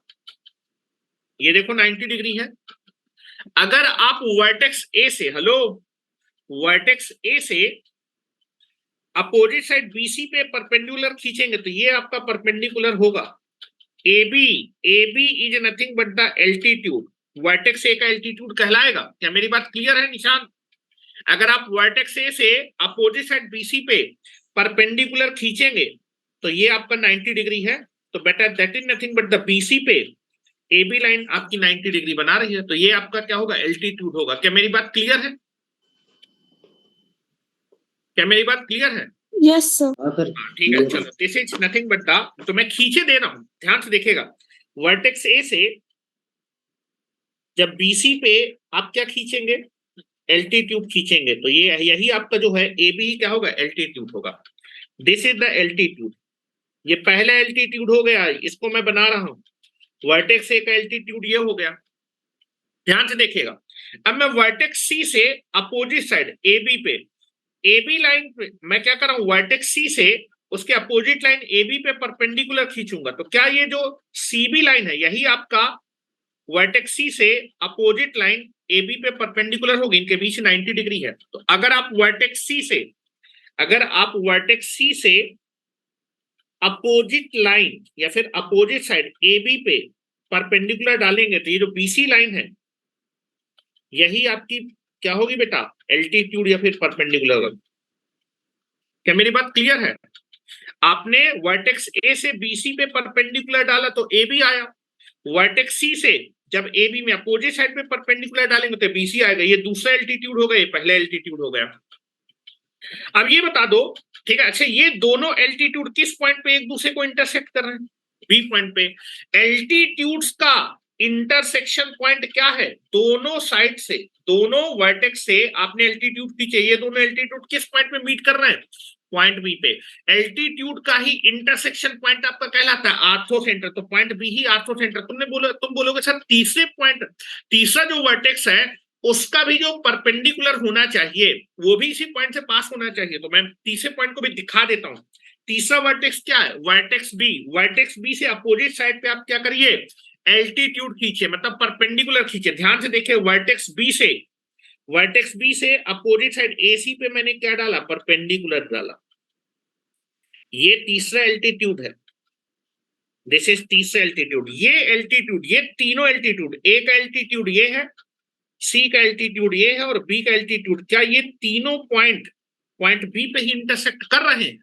क्या ये तीनों पॉइंट आपके पॉइंट B पे इंटरसेक्ट कर रहे हैं? और बेटा तीनों एल्टीट्यूड जिस पॉइंट पे इंटरसेक्ट करते हैं वही पॉइंट आपका आर्थो सेंटर कहलाता है। तो this is nothing but the, तीनों वर्टेक्स के जो एल्टीट्यूड है, ये आपके वर्टेक्स A का एल्टीट्यूड है, ये वर्टेक्स C का एल्टीट्यूड है और ये आपका वर्टेक्स B का एल्टीट्यूड है। ये तीनों एल्टीट्यूड आपके पॉइंट B पे इंटरसेक्ट कर रहे हैं, तो पॉइंट B ही मेरा क्या कहलाएगा?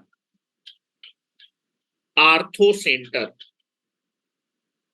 आर्थो सेंटर या फिर हम इसको पॉइंट H बोल सकते हैं। तो आप बोल सकते हैं कि राइट एंगल ट्रायंगल में जिस वर्टेक्स पे कितना एंगल बनता है? 90 डिग्री। वर्टेक्स B पे 90 डिग्री बन रहा था, तो वर्टेक्स B ही आपका क्या था? That is ortho centre. तो लिखा है in right angle triangle the ortho centre is light on the vertex. वही वर्टेक्स आपका आर्थो सेंटर होगा जहां पर कितना एंगल होगा? 90 डिग्री। यहां पर जो मैंने राइट एंगल ट्रायंगल लिया था उसमें किस वर्टेक्स में 90 डिग्री बन रहा था? वर्टेक्स B में बन रहा था, तो वर्टेक्स B ही मेरा आर्थो सेंटर कहलाएगा। तो यहां मैं लिख देता हूं, this is the right angle triangle. Right angle triangle, right angle triangle में ये जो आर्थो सेंटर है, the ortho centre, point B ही मेरा ortho centre is the vertex at which 90 degree is formed। जिस वर्टेक्स पे 90 डिग्री बन रहा होगा, वही वर्टेक्स आपका राइट एंगल ट्रायंगल का आर्थो सेंटर होता है। क्या मेरी बात क्लियर है निशान? Sir clear. क्लियर है? चलो आ जाओ। तो हम उस अपनी टेबल को कंप्लीट कर लेते हैं। टेबल को कंप्लीट कर लेते हैं। Now you can be take it here. इसे राइट कर ले थोड़ा सा, क्या बेटा? इसे थोड़ा राइट कर ले। ठीक है,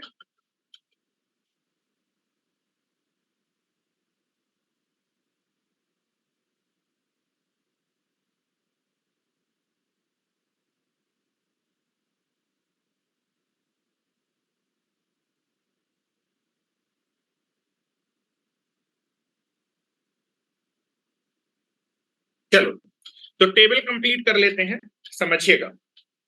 हो गया सर, हो गया। चलो आ जाओ, टेबल पे आओ।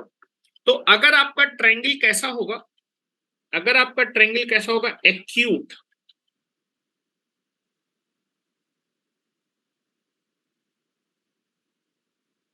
एक्यूट एंगल ट्रायंगल होगा, तो उसमें आर्थो सेंटर कहां लाई करेगा? In acute angle triangle.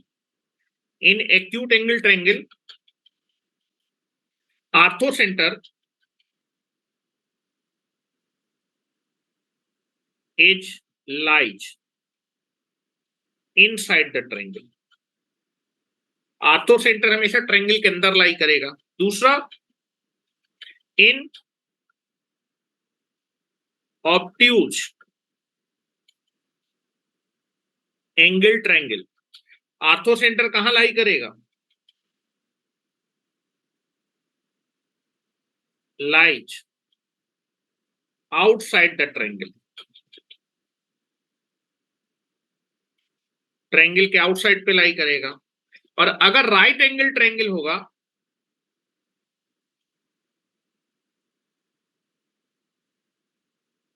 Ortho centre,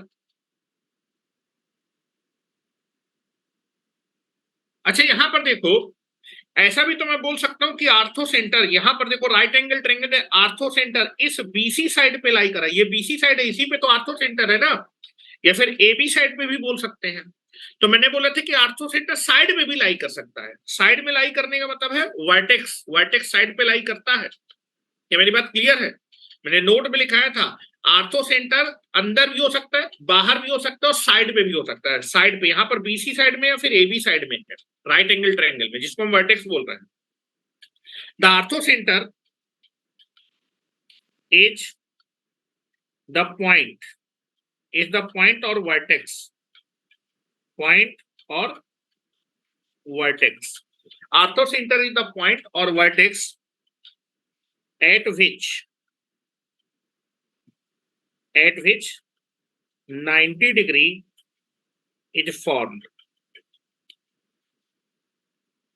in the right angle triangle, in the right angle triangle. Right angle triangle में जिस पॉइंट या फिर जिस वर्टेक्स पे 90 डिग्री बन रहा होगा, वही वर्टेक्स आपका आर्थो सेंटर कहलाता है। याद रखिएगा, वेरी वेरी इंपॉर्टेंट पॉइंट। ठीक है, अब उसके बाद एक पॉइंट रह गया, उसको हम लोग कल देख लेते हैं। ठीक है, क्योंकि उस पॉइंट को समझाने के लिए 5-6 फिगर बनाने पड़ेंगे, उसको मैं कल बताऊंगा। कल हम लोग सर्कम सेंटर के बारे में पढ़ेंगे। Circum centre is also important point will be there. ठीक है, इसमें एक पॉइंट रहेगा, उस पॉइंट को भी आप लोग जो है उसको कल डिस्कस कर लेंगे, क्योंकि मुझे 2-3 फिगर बनाने पड़ेंगे और थोड़ा सा कंफ्यूजिंग टॉपिक रहता है, तो उसको हम लोग आराम से देख लेंगे। ठीक है, क्या इतनी बात क्लियर है? क्या कोई डाउट है निशान?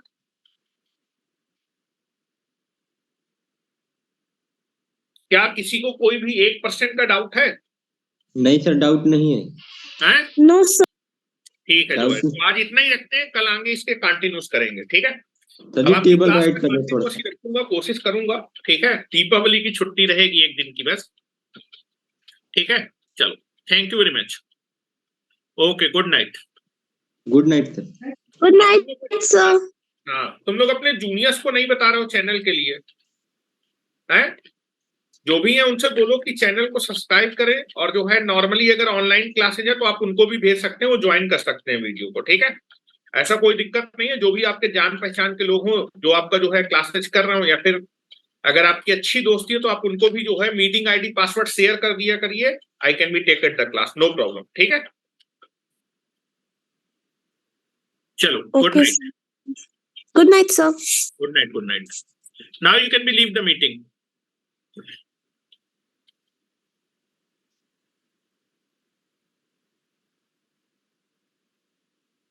हो गया बेटा निशांत? हाँ सर। चलो चलो, मैं मीटिंग को लीव कर रहा हूँ फिर। Good night sir. Good night, good night.